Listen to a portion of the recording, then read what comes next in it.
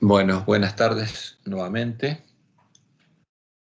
Feliz sábado para todos. Vamos a empezar a estudiar ahora la última lección de este trimestre del libro de Marcos, la lección 13, y el título es El Señor Resucitado.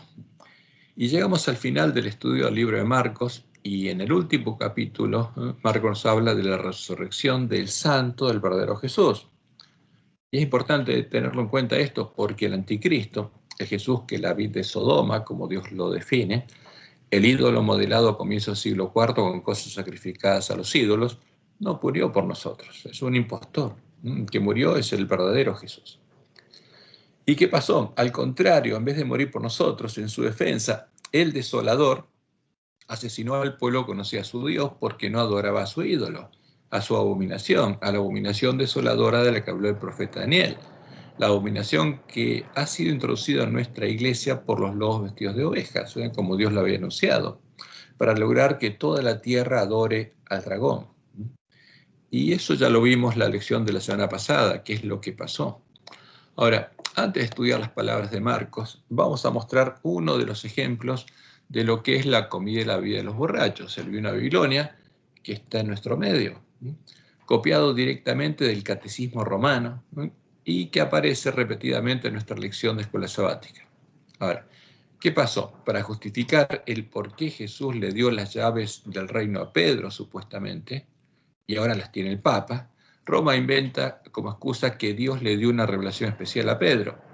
¿Qué le mostró? Le mostró que Jesús era el Cristo, una persona divina, el Cristo Dios, como dice Roma, y que Jesús confirmó la confesión de Pedro en forma misteriosa en la transfiguración, mostrándoles su naturaleza divina, o sea, transformándose en Dios, mostrándoles que era un Dios. Y vamos al catecismo para ver de dónde sacan nuestros teólogos esto, o sea, lo que tienen que defender los lobos, porque ellos son defensores de la doctrina de Roma. Y vamos al artículo 554 bajo el título Una visión anticipada del reino, la transfiguración. Y dice ahí, a partir del día en que Pedro confesó que Jesús es el Cristo, el Hijo del Dios vivo, el Maestro, comenzó a mostrar a sus discípulos que él debía ir a Jerusalén y sufrir. O sea, dicen qué cosa, que Pedro, a la mitad del misterio de Jesús, fue el primero que dijo que Jesús era el Cristo. Y ahí en ese momento, ante esa revelación que hizo Jesús, ¿qué le dijo? Que Dios se lo había revelado y que a él le daría las llaves del reino. Y ser condenado a muerte y resucitar al tercer día. Pedro rechazó este anuncio. Mateo 16, 23 al 22, pues está tomando Mateo 16. Los otros no lo comprendieron mejor. Este contexto sitúa el episodio misterioso de la transfiguración de Jesús sobre una montaña ante tres testigos elegidos por él, Pedro, Santiago y Juan. El rostro y los vestidos de Jesús se pusieron fulgurantes como la luz. Moisés y Elías aparecieron y les hablaban de su partida que estaba para cumplirse en Jerusalén. Una nube les cubrió y se oyó una voz desde el cielo que decía: este es mi hijo amado, mi elegido, escuchadle. Y ahora el próximo artículo dice: por un instante Jesús muestra su gloria divina. O sea, Jesús era Dios, estaba disfrazado de hombre y les muestra que es Dios, que está simplemente simulando ser hombre, porque eso es lo que implica la doctrina de Roma. Jesús les muestra su gloria divina, confirmando así la confesión de Pedro, porque asocian decir que es el Cristo a que es un Dios, porque para los paganos los Cristos eran dioses. Y sigo más adelante. La nube indica la presencia del Espíritu Santo. Tota Trinitas apparuit, o sea que aparece toda la Trinidad. Pater in voce, Filius in homine, Spiritus in nube clara. Apareció toda la Trinidad. El Padre en la voz, el Hijo en el hombre, el Espíritu en la nube luminosa. Santo Tomás de Aquino, o sea, un asesino al que Roma llama santo. Y sigue diciendo: en el monte te transfiguraste, Cristo Dios. O sea, porque para Roma, el Cristo acá de Roma era un Dios disfrazado de hombre. Y tus discípulos contemplaron tu gloria. Entonces, ¿qué pasa con los lobos que vienen a nosotros? tiene que defender la doctrina de Roma. Y en nuestra lección repite casi literalmente las palabras del Catecismo Romano.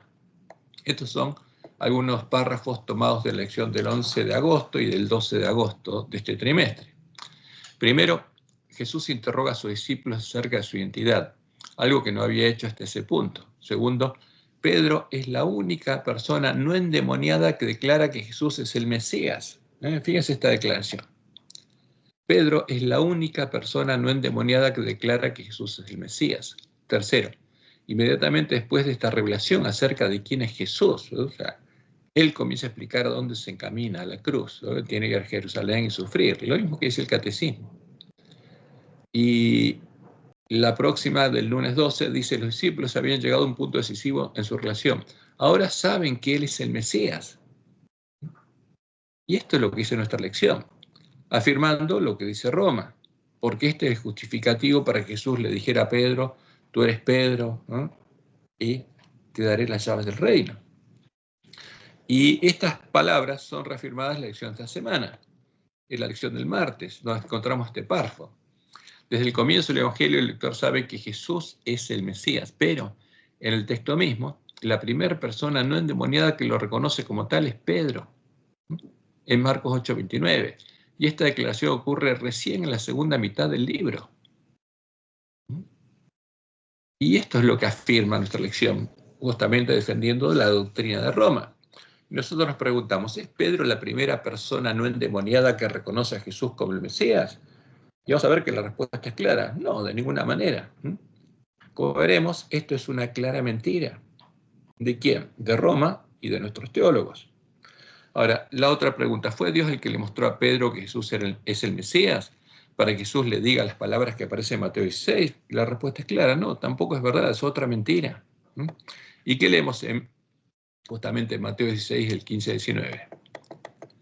Y él les dijo: ¿y vosotros quién decís que soy yo? Respondiendo Simón Pedro dijo: tú eres el Cristo, el Hijo del Dios viviente.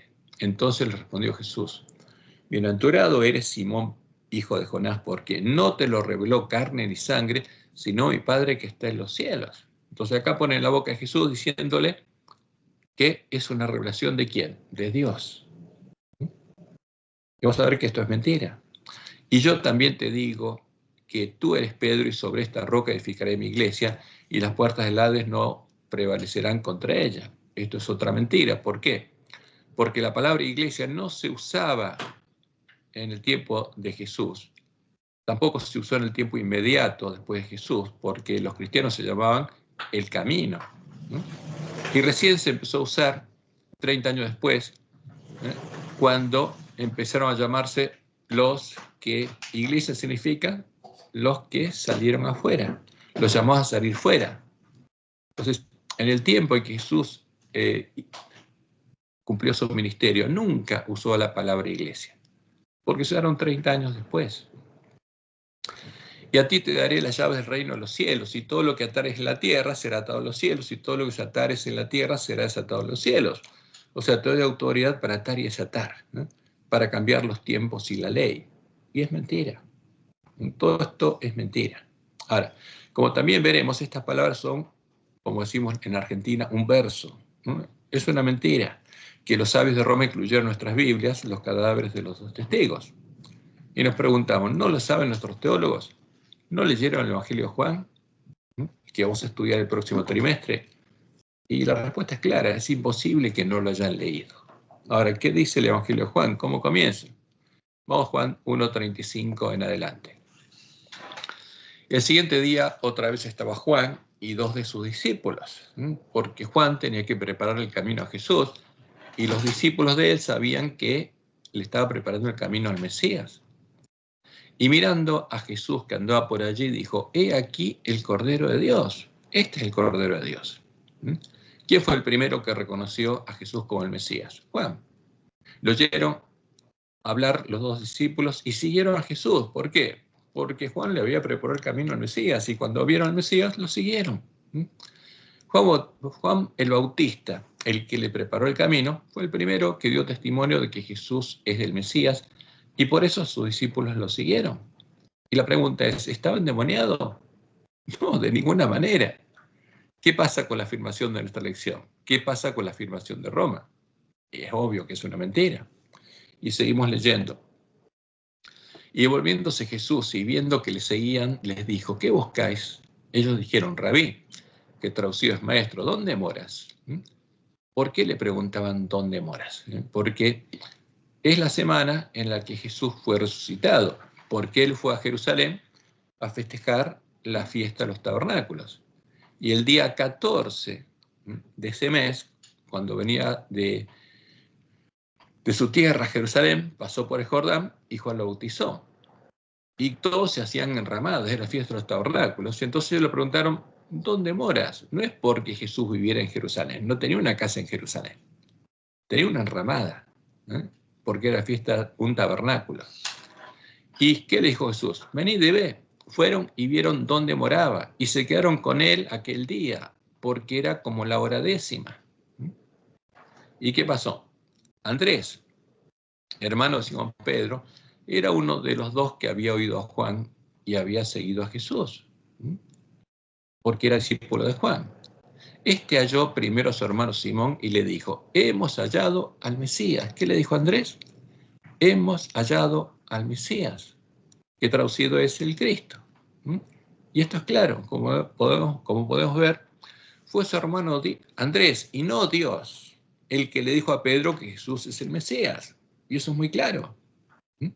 ¿Fue una revelación de Dios? No, eso es una mentira de los sabios de Roma, pusieron ahí para justificar otra mentira. ¿Estaba endemoniado Andrés? No, de ninguna manera. Entonces, ¿fue Pedro el que recibió una revelación de Dios? Mentira. Juan le explicó a sus discípulos y sus discípulos lo explicaron y sabían que era el Mesías, todos sabían que era el Mesías. Y fue Andrés y no Dios el que le reveló a Pedro que Jesús es el Mesías. ¿Y estaba endemoniado Andrés? No, de ninguna manera. ¿Fue Pedro el primer hombre no endemoniado que confesó que Jesús es el Mesías? No, es una mentira. Y está en nuestra lección. Ahora, y no se ponen colorados al mentir, ponen cara de piedra, porque tienen que defender las doctrinas de Roma. Y le trajo a Jesús, y mirándole Jesús dijo, tú eres Simón, hijo de Jonás, tú serás llamado Cefas, que quiere decir Pedro. El siguiente día quiso ir Jesús a Galilea y halló a Felipe y le dijo, sígueme. Y Felipe era de Betsaida, la ciudad de Andrés y Pedro. Y Felipe halló ¿a quién? A Natanael, y le dijo, hemos hallado a aquel de quien escribió Moisés. ¿De quién escribió Moisés? El Mesías. Y lo hallamos. A aquel de quien escribió Moisés en la ley, así como los profetas, a Jesús, el hijo de Nazaret. Y Natanael le dijo, ¿de Nazaret puede salir algo de bueno? Le dijo Felipe, ven y ve. Cuando Jesús vio a Natanael que se le acercaba, dijo de él, he aquí un verdadero israelita en quien no hay engaño. Le dijo a Natanael, ¿de dónde me conoces? Respondió Jesús y dijo, antes que Felipe te llamara, cuando estabas debajo de la higuera, te vi. Respondió Natanael y le dijo, Rabí, maestro, tú eres el Hijo de Dios, tú eres el Rey de Israel, tú eres el Mesías. Por eso al conocimiento de que Jesús es el Mesías, Natanael agregó que es el Hijo de Dios, el Rey de Israel, porque lo estaba esperando. ¿Estaba endemoniado Natanael? No, de ninguna manera. Y fíjense que todo esto ocurrió al comienzo del ministerio de Jesús, mostrándonos que las palabras introducidas en Mateo 16 y las afirmaciones de nuestra lección, que reafirman las falsas enseñanzas de Roma acerca de la revelación dada por Dios a Pedro, que es una mentira, son falsas. Entonces, ¿podemos confiar en las palabras de nuestra lección? No. Sabemos que tampoco podemos confiar en las palabras del Nuevo Testamento si no comprobamos a la ley y al testimonio si son verdaderas o no, porque lo que tenemos en nuestras manos son los cadáveres de los dos testigos, y este es un claro ejemplo de lo que Dios anunció que pasaría con nuestras Biblias. Y la pregunta que sigue es, ¿hay lobos vestidos de ovejas en nuestra iglesia? ¿Y qué vamos a contestar? Y estos frutos nos dicen que sí. ¿Por qué? Porque están defendiendo las doctrinas de Roma, las falsas doctrinas de Roma, y es evidente que son falsas. Por eso Jesús nos dijo en Mateo 7, 15 y 16, guardaos de los falsos profetas que vienen a vosotros con vestidos de ovejas, o sea, vestidos de adventistas del séptimo día, pero por dentro son lobos rapaces. Por sus frutos los conoceréis. ¿Acaso se recogen uvas de los espinos o higos de los abrojos? Y otro fruto muy claro que se ve en nuestra iglesia es en cómo organizaron a nuestra iglesia para defender a la abominación desoladora que incluyeron las creencias fundamentales de la iglesia adventista. ¿Para qué? Para poder extirpar la herejía del modo en el que lo hizo Roma y lo hacen las iglesias caídas en manos de Satanás. La herejía de los adventistas que llegan a conocer la verdad, que es nuestra misión, dejen de adorar a la abominación desoladora y empiecen a darles el verdadero alimento a tiempo a sus hermanos. Y tenemos que decirlo, porque esto es lo que Dios dijo que iba a pasar en nuestra iglesia y estamos viendo que cada vez lo están haciendo más descaradamente. Como leemos en Daniel 11, 31 al 33. Y se levantarán tropas de su parte. Se levantarán de su parte tropas. ¿Y quién lo levantó esto? Esto lo cumplió Constantino. ¿Y qué levantó? La Iglesia Universal o Católica del Imperio Romano. ¿Cómo la levantó? Uniendo a los apóstatas de la Iglesia primitiva, a los que sedujo a la mujer Jezabel, a la región pagana del Imperio Romano. Y estas tropas, ¿qué harían? Lo que hizo la Iglesia Católica, que profanarán el santuario y la fortaleza y quitarán el continuo, la obra de Dios y de Jesús en el santuario, y pondrán la abominación desoladora. ¿Y cuál es la abominación desoladora? El ídolo en cuya defensa asolaron al pueblo de Dios, que es el Dios la Trinidad, que está en nuestras creencias fundamentales. Con lisonjas seducirá a los violadores del pacto, a los que hicieron la obra de Balaam. Más el pueblo conoce a su Dios, o sea, el remanente de la iglesia primitiva, la iglesia del desierto. Los que no apostataron, se esforzará y actuará. Y los sabios del pueblo instruirán a muchos. Y por algunos días caerán a espada y a fuego, en cautividad y despojo. Y cuando uno ve la historia, no se puede ocultar que la Trinidad es la abominación desoladora. ¿Por qué? Porque en el año 380 los apóstatas acudieron al poder del Estado para que el Estado defendiera a su Dios y se sentaron sobre el sexto monte, que es la sexta cabeza del dragón, y como ramera buscaron que el Estado impusiera la adoración del nuevo Dios universal del Imperio Romano, el Dios de la Trinidad. Y el Imperio Romano estableció el Edicto de Tesalónica que dice: queremos que todos los pueblos profesen una religión, o sea, impone una religión. La religión que profesa el pontífice de Dámaso, el Papa Dámaso, porque es el Papa que estaba en ese tiempo, ya era el obispo de Roma, era sumo pontífice romano, y el obispo de Alejandría. Y el Papa Dámaso es el que 2 años después de mandar a matar a los cristianos, le manda a su secretario, que también escribió este edicto, a crear la Biblia católica para defender a la Trinidad. ¿Y qué dicen? ¿Qué dice la bestia romana?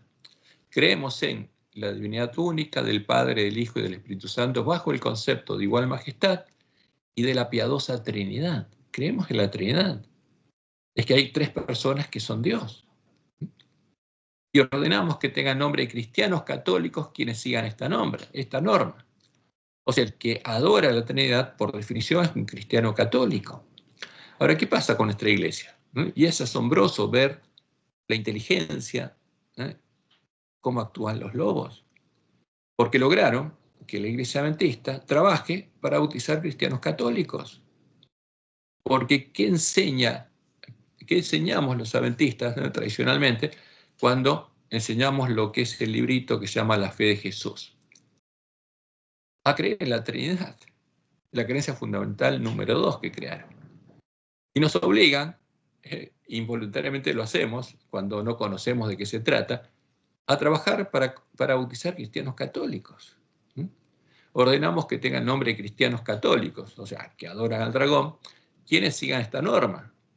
Mientras que los demás, a los verdaderos cristianos, los juzgamos dementes y locos, a los que no adoran la Trinidad. Y por lo tanto no pueden comprar ni vender. Sobre los que pesará la infamia de la herejía. Y los declaran herejes. Sus lugares de reunión no recibirán nombre de iglesias. Y serán objeto primero de la venganza divina, después serán castigados por nuestra propia iniciativa que adoptaremos siguiendo la voluntad celestial.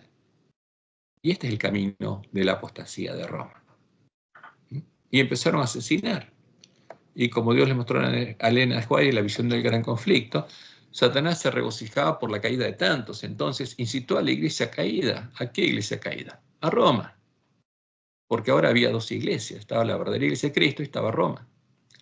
A obligar a quienes querían conservar la pureza de su religión, o sea, los verdaderos cristianos, a que accediesen a sus ceremonias del culto de las imágenes. ¿Cuáles? Las definidas en la Trinidad.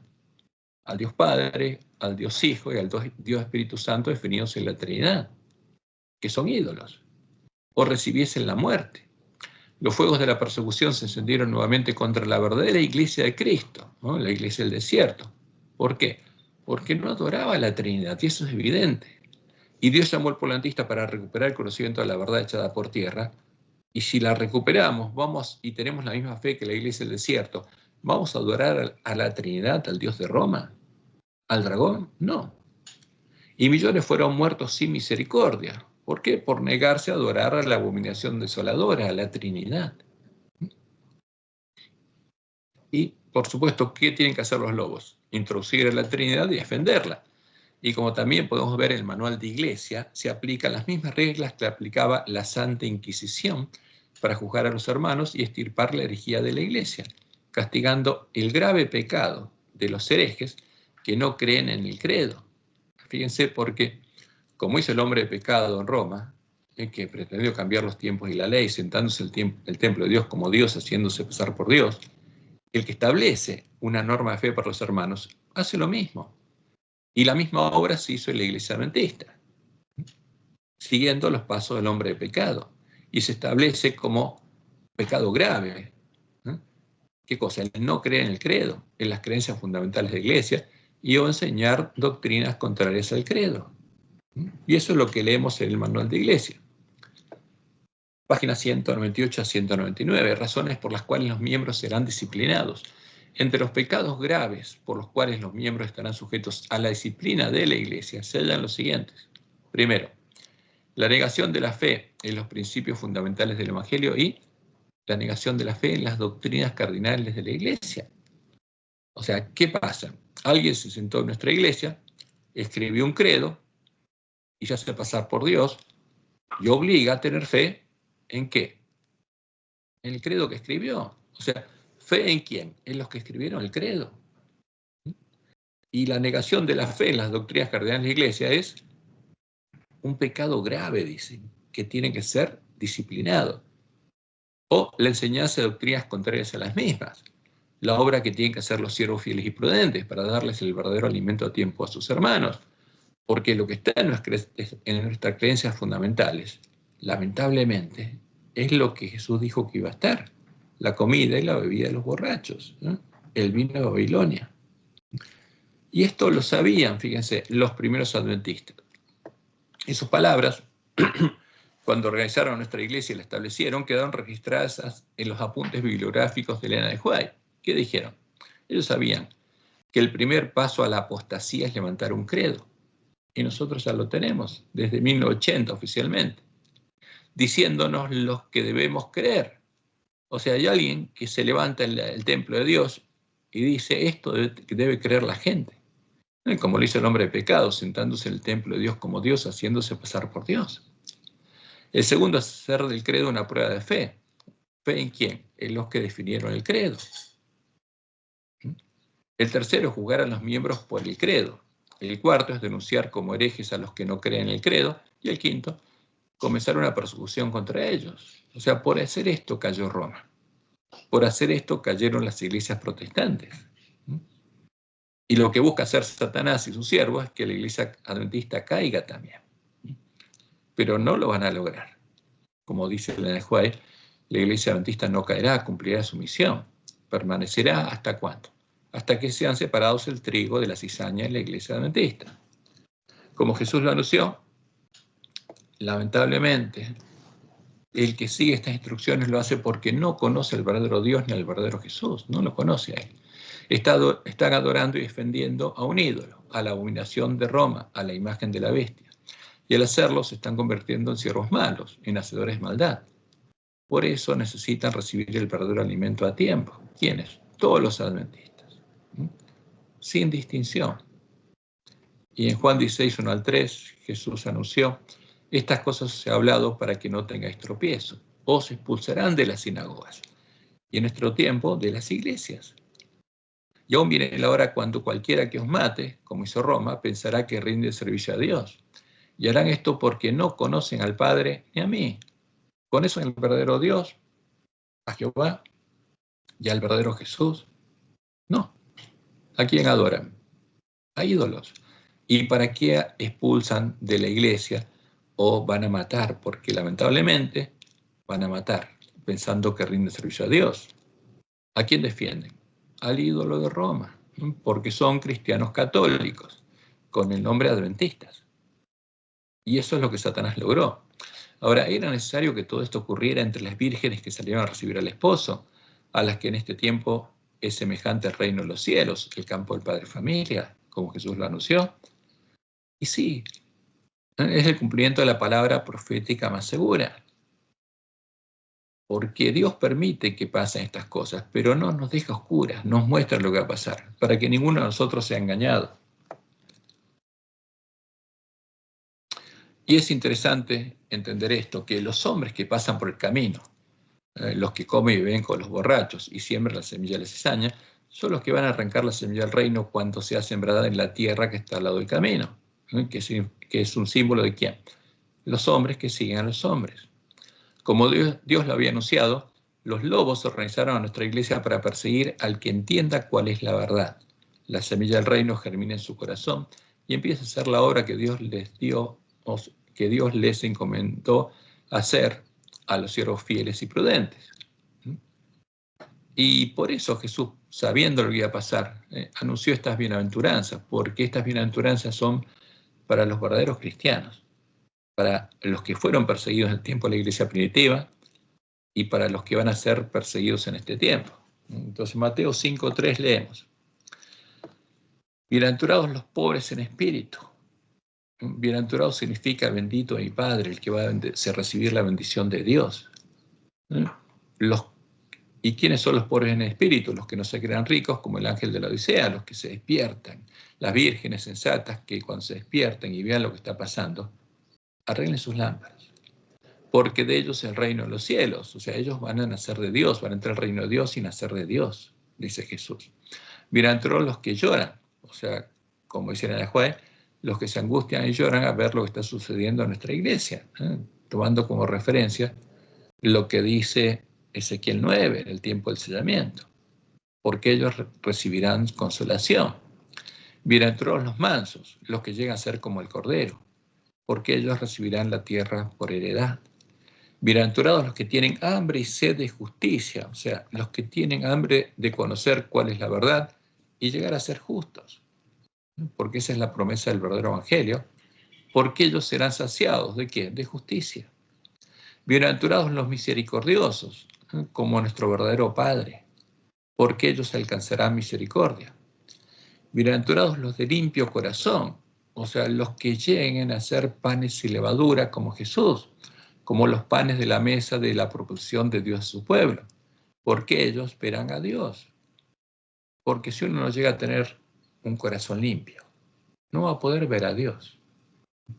Bienaventurados los pacificadores, dice Jesús, los que prediquen el evangelio de la reconciliación, buscando que sus hermanos se reconcilien con Dios, que hagan la paz con Dios, porque ellos serán llamados hijos de Dios. Bienaventurados los que padecen persecución por causa de la justicia, o sea, como Jesús, como los siervos fieles y prudentes, porque de ellos es el reino de los cielos. Porque todo el que quiera vivir piadamente en Cristo Jesús, como dice Pablo a Timoteo, sufrirá persecución.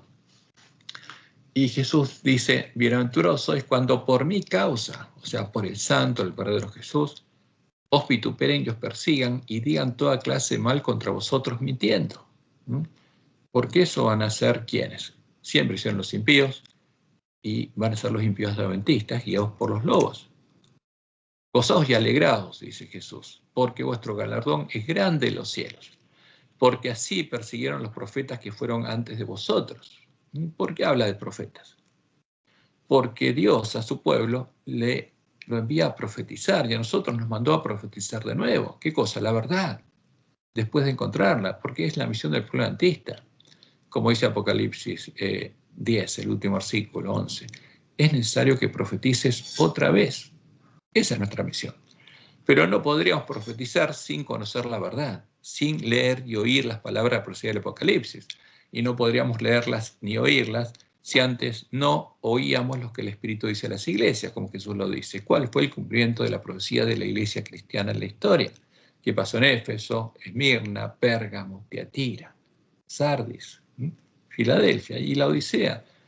Porque ya estamos en la última etapa. Porque el pueblo adventista, antes de despertarse, estaría en la condición del ángel de la Odisea. Y por eso Jesús dice, vosotros sois la sal de la tierra, y la tierra es donde está el pueblo de Dios. Los siervos fieles y prudentes son la sal de la tierra. Pero si la sal se desvaneciere, o sea, y se vuelve atrás con la persecución de los lobos y los siervos malos, ¿no? Como los corazones representados por la tierra con pedregales, porque ahí germina la semilla, y gozoso la persona que conoce la verdad ahora sale a predicarle, pero es perseguida y por no tener raíz esa plantita se seca. Pero si la sal se desvaneciere, ¿con qué será salada? No sirve más para nada, sino para ser echada fuera y hollada por los hombres. O sea, ¿qué va a pasar con los siervos fieles cuando sean perseguidos? ¿Esa sal se va a desvanecer? No. Seguirán haciendo la obra que Dios les dio, como dice Jesús, hasta que Él venga a buscarnos para ir con Él en la batalla, hasta que venga como ladrón en la noche. Ningún siervo fiel va a dejar de ser la sal de la tierra, ¿no? Y después, ¿qué viene? El fuerte pregón, vosotros sois la luz del mundo, ahora no solo la tierra, del mundo. Una ciudad sentada sobre un monte no se puede esconder, y esa ciudad es la Nueva Jerusalén, la iglesia triunfante, asentada sobre el monte de Sión, que va a ser la luz del mundo durante el fuerte pregón del mensaje del tercer ángel. Y Jesús nos está hablando a nosotros, especialmente a la última generación en su sermón profético, porque las palabras de Mateo 7 solo se podrían cumplir en el tiempo de la última generación. Ni se enciende una luz y se pone debajo de un almud, sino sobre el candelero, y alumbra a todos los que están en casa. Así alumbre vuestra luz delante de los hombres, dice Jesús, para que vean vuestras buenas obras, vean los frutos. ¿Y glorifiquen a quién? A nosotros no, a vuestro Padre que está en los cielos, porque de Él es el fruto. Todo lo que se llega a ver en los hijos de Dios en este tiempo es para gloria de quién?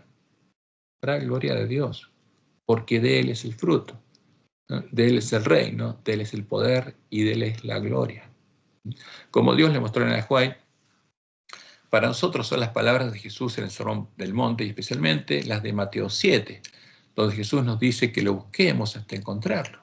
A Él, a la puerta estrecha, porque los miembros de la iglesia primitiva lo conocían, pero nosotros no. Y nos dice que no entremos por la puerta ancha por la que entran los lobos, los borrachos con el vino de Babilonia, para poder construir nuestras casas sobre la roca, sobre Jehová, en la cima del monte de Sión, para llegar a ser así la sal de la tierra y la luz del mundo.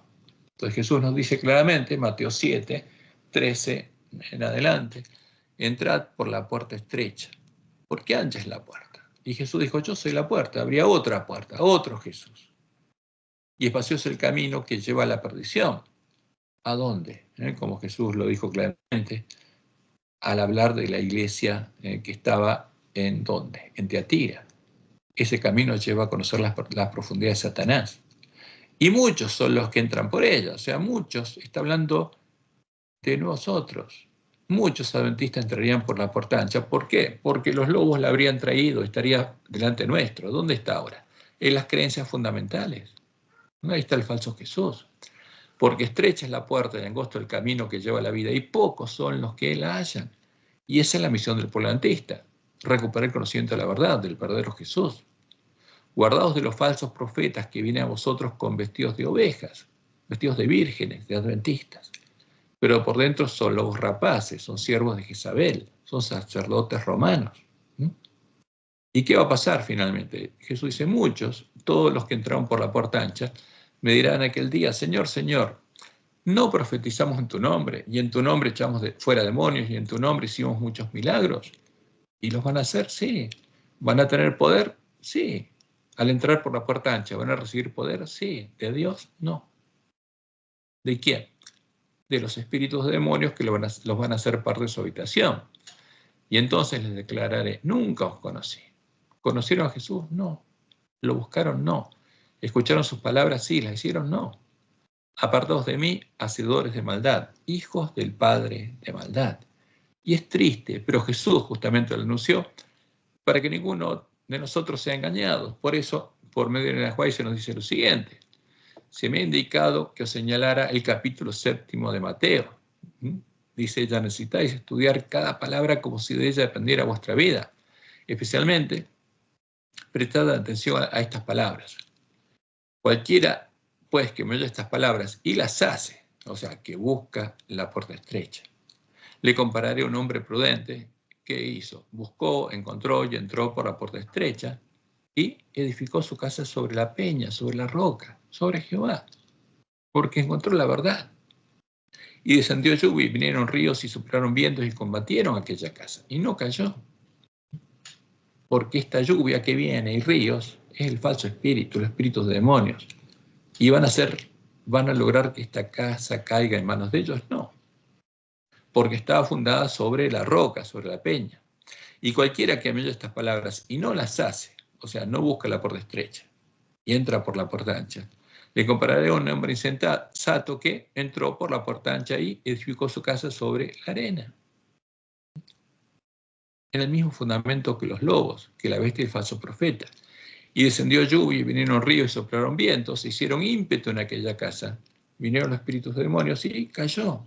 Le hicieron parte de su habitación y fue grande su ruina. ¿Y qué dice Elena? Muchas casas. Cuidado. Muchos ángeles de la Odisea que ahora se creen seguras caerán.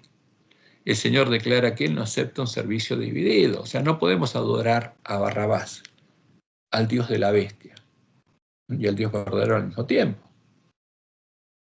Si adoramos al Dios de la bestia, ¿qué va a pasar con nosotros? Si adoramos la imagen de la bestia y lo hacemos conscientemente, los espíritus de demonios van a ser parte de su habitación. ¿Qué van a hacer los siervos malos, los hacedores de maldad? Justamente, ¿cuáles son las obras de maldad? Van a golpear y azotar en sus sinagogas a sus hermanos, a los siervos fieles, y los van a expulsar de ellas, siguiendo el camino de la apostasía de Roma y las iglesias caídas. Por eso Jesús en Mateo 10, al hablarle a sus discípulos y a nosotros, nos dice, he aquí, yo os envío como ovejas en medio de lobos. ¿Por qué? Porque nuestra iglesia, como Dios les mostró en Ajuay, estaría siendo dirigida por los lobos. Habrían logrado apoderarse del campo del padre familia, de la viña. Sed pues prudentes como serpientes y sencillos como palomas y guardaos de los hombres, porque os entregarán a los concilios, a las juntas de iglesia, y en sus sinagogas os azotarán. Y aún ante gobernadores y reyes seréis llevados por causa de mí, porque incluso van a acusar a sus hermanos ante, ¿qué cosa? El Estado, para testimonio a ellos y a los gentiles.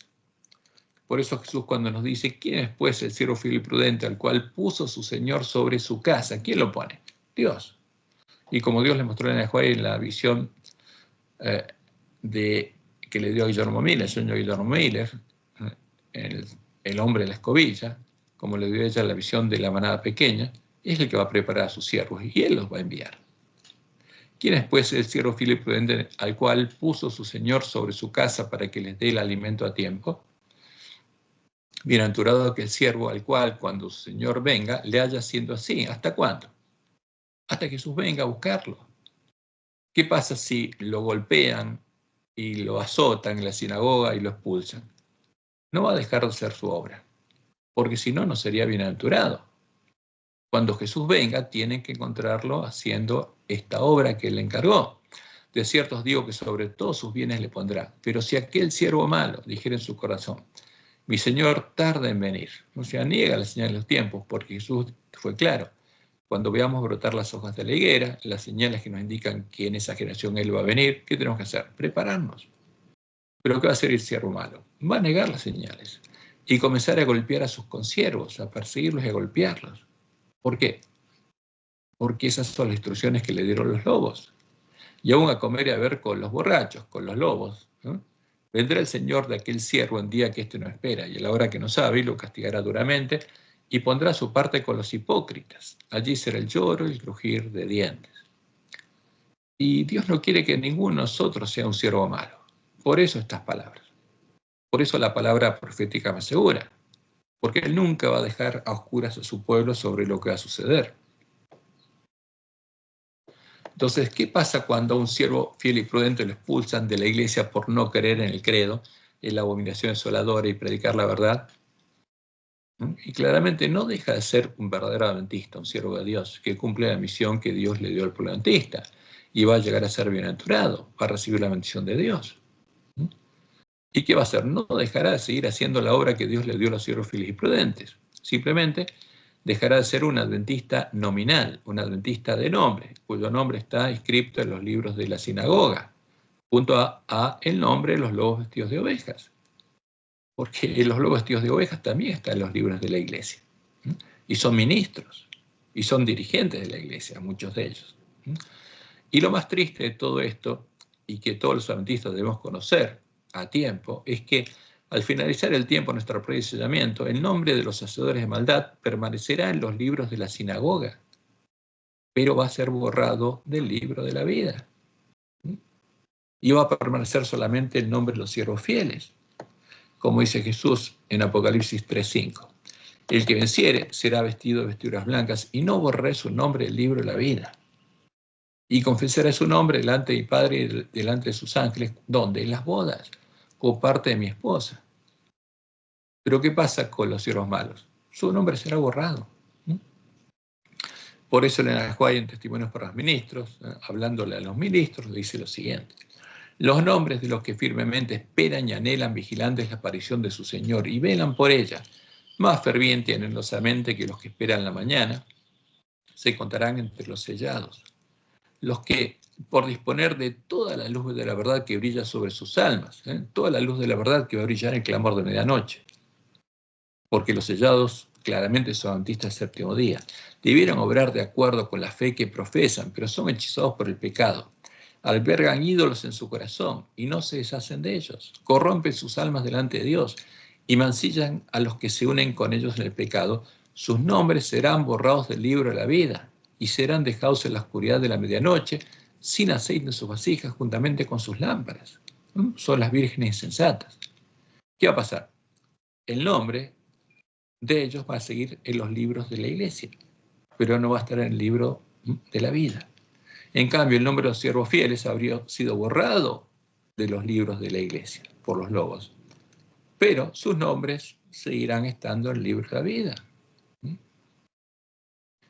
Y estos cuyos nombres fueron borrados del libro de la vida serán los impíos que, al comenzar el tiempo de angustia, actuarán impíamente y junto a las iglesias caídas se airarán en contra de los adventistas que hayan recibido el sello de Dios y prediquen el fuerte pregón del mensaje del tercer ángel.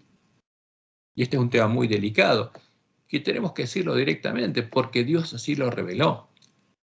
Como dice la Ajuay en Periodos Escritos, página 32 al 34. Y al empezar el tiempo de angustia, fuimos henchidos del Espíritu Santo cuando salimos, porque ahí se separa el trigo de la cizaña, a proclamar más plenamente el sábado, porque el sábado es un símbolo del reino de Dios. Y los sellos del pueblo adventista salen a predicar el evangelio del reino de Dios. Y esto enfureció a las otras iglesias y a los adventistas nominales, a los adventistas de nombre, cuyos nombres estaban en los libros de la institución adventista, pues no podían refutar la verdad sabática, y entonces todos los escogidos de Dios, comprendiendo claramente que poseíamos la verdad, salieron y sufrieron la persecución con nosotros. O sea, ¿qué pasa con los adventistas nominales y las otras iglesias? Se enfurecen y persiguen. Y hay persecución. ¿Y quiénes persiguen? Los adventistas nominales van a seguir persiguiendo. Persiguieron en el tiempo de nuestra prueba y van a seguir persiguiendo. Y por eso Daniel 12:10 dice: muchos, todos los que salgan de las iglesias caídas y de la Gran Babilonia, serán limpios, emblanquecidos y purificados. Pero los impíos, a los que se le habrá cerrado la puerta, procederán impíamente, y ninguno de los impíos entenderá. Y esto es triste. Pero los entendidos los que estén resplandeciendo, enseñando la justicia a la multitud, comprenderán. Y la pregunta es, ¿por qué ninguno de los impíos adventistas, los adventistas nominales, entenderá en el tiempo angustia? Como Dios le mostró a Juan, y es una clara advertencia para nosotros, los adventistas impíos habrán quedado en manos de Satanás y de los demonios a los que habrán estado adorando. Y mientras ellos reciben la lluvia tardía, Satanás derramará sobre los impíos una influencia impía y les dará mucho poder para hacer la obra del falso profeta. Primeros Escritos, página 55. Me di vuelta para mirar la compañía que seguía postrada delante del trono y no sabía que Jesús la había dejado, porque Dios le muestra esta visión, que primero el Padre se levanta, después se levanta Jesús, de frente al pueblo adventista, y los deja. Satanás parecía estar al lado del trono, procurando llevar adelante la obra de Dios, porque ahí toma pleno control de la institución adventista como tomó plena institución de las iglesias caídas, porque los sellados salen a predicar y dejan a sus hermanos, a los adventistas nominales. Y Satanás toma el control de la obra. Vi a la compañía alzar las miradas hacia el trono y orar. ¿Quiénes? Los adventistas nominales. ¿Y a quién le oran? A Satanás. Y que le dicen, Padre, danos tu espíritu. Satanás soplaba entonces sobre ella una influencia impía. En ella había luz y mucho poder, pero nada de dulce amor, gozo ni paz. Y es triste, pero esto va a pasar con el pueblo adventista, con las vírgenes a las que se les cierra la puerta. El objeto de Satanás era mantenerla engañada, aquí al pueblo de Dios, arrastrarla hacia atrás y seducir a los hijos de Dios, porque este es el objeto de Satanás con el pueblo adventista, que quede en manos de él. Porque como Dios anunció que los sellados van a ser su especial tesoro en tiempo de angustia, Satanás sabe que la cizaña, los impíos, van a quedar en sus manos para siempre. Y quiere que sean su especial tesoro en el tiempo de angustia, y los va a usar. Pero el pueblo adventista tiene que saber esto, porque Dios lo reveló. Como Dios le mostró a Juan, esto sucede al comenzar el tiempo de angustia, cuando Satanás tomará el pleno control de la iglesia adventista nominal, del mismo modo en que tomó el pleno control de las iglesias caídas. Y aunque algunos de nuestros pastores ubican estos hechos en el pasado, Dios les mostró a Juan que esta es la verdad para los últimos días. Esto no ocurrió con las iglesias caídas. ¿Por qué? Porque Dios está protegiendo a su pueblo, al pueblo que está dentro de esas iglesias. Esto va a pasar con los adventistas nominales. Como ella escribió después, en 1854, porque esto fue publicado en 1851, Dios le mostró que lo publicado es la verdad para los últimos días, para nosotros. Se mostró que ahora la verdad, una vez publicada, subsistirá porque es la verdad para los últimos días. Vivirá y en el futuro será menos lo que se necesitará decir al respecto. No es necesario poner innumerables palabras en el papel para justificar lo que habla por sí mismo y resplandece en su claridad. La verdad es clara, es directa, clara, sencilla y se destaca audazmente en su propia defensa. Pero no sucede así con el error. Este es tan tortuoso que necesita una multitud de palabras para ser explicado en su forma torcida. Y esto es claro, esto ocurre con nosotros. Y por supuesto, ninguno de nosotros va a querer que a su hermano le pase esto, que quede en manos de Satanás y que sea uno de los impíos que van a actuar impíamente el tiempo de angustia. Por eso, tenemos que darle el verdadero alimento a tiempo a nuestros hermanos. ¿Cuánto? Ahora.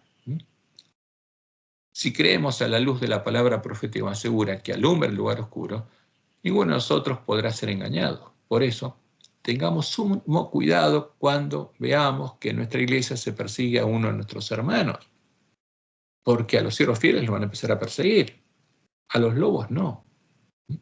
Y hay adventistas que dicen barbaridades, pero los lobos están felices con eso. Y como dice Elena White, la fuerza es el último recurso de toda religión falsa y preparar a nuestra iglesia para aplicar ese último recurso. Al comienzo ensaya la atracción, como lo hizo el rey de Babilonia con el poder de atracción de la música y del espectáculo.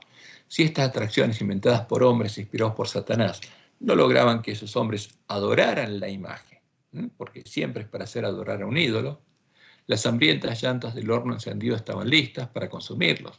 Lo mismo sucederá ahora, primero en la iglesia adventista y después en el tiempo de angustia.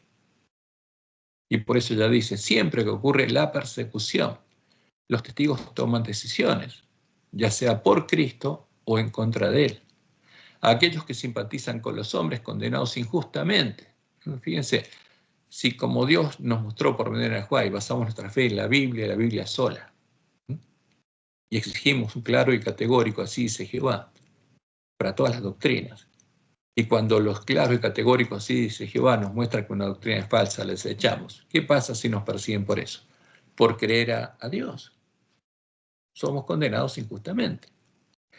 Entonces, aquellos que simpatizan con los hombres condenados injustamente, que no muestran encono contra ellos, revelan su afecto por Cristo. ¿Por qué? Porque si alguien es perseguido es porque quiere darle alimento a tiempo a sus hermanos. Si alguien es siervo de Dios y quiere darle alimento a tiempo a sus hermanos, nosotros tenemos que ver eso. ¿Qué debemos hacer? No debemos cerrar nuestros oídos para no oír. Debemos oír su mensaje. Y como los bereanos, comprobar con las Escrituras si el mensaje proviene o no proviene de Dios. Si estos hermanos fueron enviados por Dios con el mensaje de Dios, ¿no? Como Dios le mostró a Elena de White, o si corrieron antes de ser enviados, porque nuestra vida depende de ello. Entonces, fíjense en la pequeña Grey, cuando habla de la pequeña Grey, Dios le muestra lo siguiente a Elena de White. Y relaciona esta visión con la entrada del hombre de escobilla. Queridos hermanos, voy a referir una visión que me dio el Señor el 26 de enero de 1850. Vi que algunos de los hijos de Dios están amodorrados, soñolientos, despiertos tan solo a medias, sin advertir en qué tiempo vivimos ni que ya entró el hombre de escobilla. ¿Y cuándo entraría? En la última generación. Y Dios le muestra a Elena lo que pasaría en el futuro. Ni tampoco que algunos corren el peligro de ser barridos, dice Elena. Rogué a Jesús que los salvara y les dejase un poco más de tiempo para que vieran el peligro, no se despertaran y se prepararan antes de que fuese para siempre demasiado tarde, antes que se cierre la puerta. El ángel dijo, la destrucción viene como un torbellino, o sea, llega el tiempo angustia. Van a empezar a caer los juicios de Dios. Le supliqué que se compadeciese y salvase a quienes amaban el mundo y estaban apegados a sus bienes, sin voluntad para desprenderse de ellos ni para sacrificarse, a fin de mandar con apremio mensajeros que apresentaran a las hambrientas ovejas que perecían por falta de alimento espiritual. Fíjense, Dios les muestra a Juan que las ovejas del campo del Padre Familia, los adventistas, estarían pereciendo por falta de alimento espiritual. ¿Qué le estarían dando? La comida y la bebida de los borrachos. Me fue tan penoso el espectáculo de las pobres almas moribundas por falta de la verdad presente. ¿Y qué es la verdad presente? Es la palabra profética más segura que muestra lo que estaría pasando en nuestro tiempo y cuál es nuestra misión. Y el pueblo adventista estaría engañado, sin profecía, sin la verdad presente, sin alimento espiritual. ¿En qué le estarían dando? La comida y la bebida de los borrachos. Y más adelante dice, ya vi que la obra que Dios estaba haciendo rápidamente en la tierra iba a ser pronta a brevedad de justicia. El hombre de escobrilla iba a terminar su obra e iba a enviar sus mensajeros. Y que los mensajeros deben correr velozmente en busca de las ovejas descarriadas. ¿Por qué? Porque queda poco tiempo. Y un ángel dijo, ¿son todos mensajeros? Otro contestó, no. Ahora, ¿qué pasaría en este tiempo? Habría falsos profetas. Porque los lobos, acostumbrados a las tesis y antítesis, enviarían sus propios mensajeros simulando ser enviados por Dios. Y por eso Dios le mostró esto en el Juez. No todos los que hablan este tiempo y se oponen a otros son mensajeros de Dios. Los mensajeros de Dios tienen un mensaje. ¿De quién? De Dios.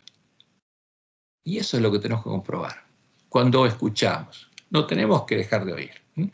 Y las siguientes citas de Elena White se encuentran en eventos de los últimos días y nos muestran la importancia de oír el mensaje de Dios, que es el mensaje de Elías en este tiempo. Fíjense, esto está titulado no se ha preparado remedio para la ceguera voluntaria en el evento de los últimos días. Y dice ella, nadie será condenado por no haber prestado atención a la luz y al conocimiento que nunca tuvo y que no pudo obtener. Pero muchos se niegan a obedecer la verdad que les es presentada por los embajadores de Cristo. O sea, si nos negamos a oír y a obedecer, ¿qué pasa? Y Dios nos mandó a alguien que nos muestre cuál es la verdad. La rechazamos, porque desea moldarse a las normas del mundo. La verdad que ha llegado hasta su entendimiento, la luz que ha brillado en el alma, los condenarán en el juicio. Porque si rechazamos la verdad, rechazamos la salvación. Y sigue diciendo ella, los que tienen una oportunidad de oír la verdad y sin embargo no se esfuerzan por oírla ni comprenderla. O sea, ¿qué pasa si no nos interesa la verdad? No tenemos hambre y sed de justicia, pensando que si no oyen no serán responsables, serán considerados culpables ante Dios lo mismo como si lo hubieran oído y rechazado. Porque nuestra misión es buscar la verdad, como Jesús, busquen la puerta abierta, porque si no, vamos a entrar por la otra y vamos a ser hechos habitación de demonios. No habrá excusa para los que elijan caminar en el error cuando podrían haber entendido lo que es la verdad. Jesús, en sus sufrimientos y muerte, ha hecho expiación para todos los pecados de ignorancia, pero no se ha preparado remedio para la ceguera voluntaria. Fíjense lo que dice. ¿Ha hecho expiación para qué? Para todos los pecados de ignorancia, que Dios nos va a perdonar. Pero no se ha preparado remedio para la ceguera voluntaria. O sea, el que quiere cerrar los ojos no va a conocer la verdad y elige no conocer la verdad. No seremos considerados como responsables por la luz que no ha llegado a nuestra percepción, sino por la que hemos resistido y rechazado.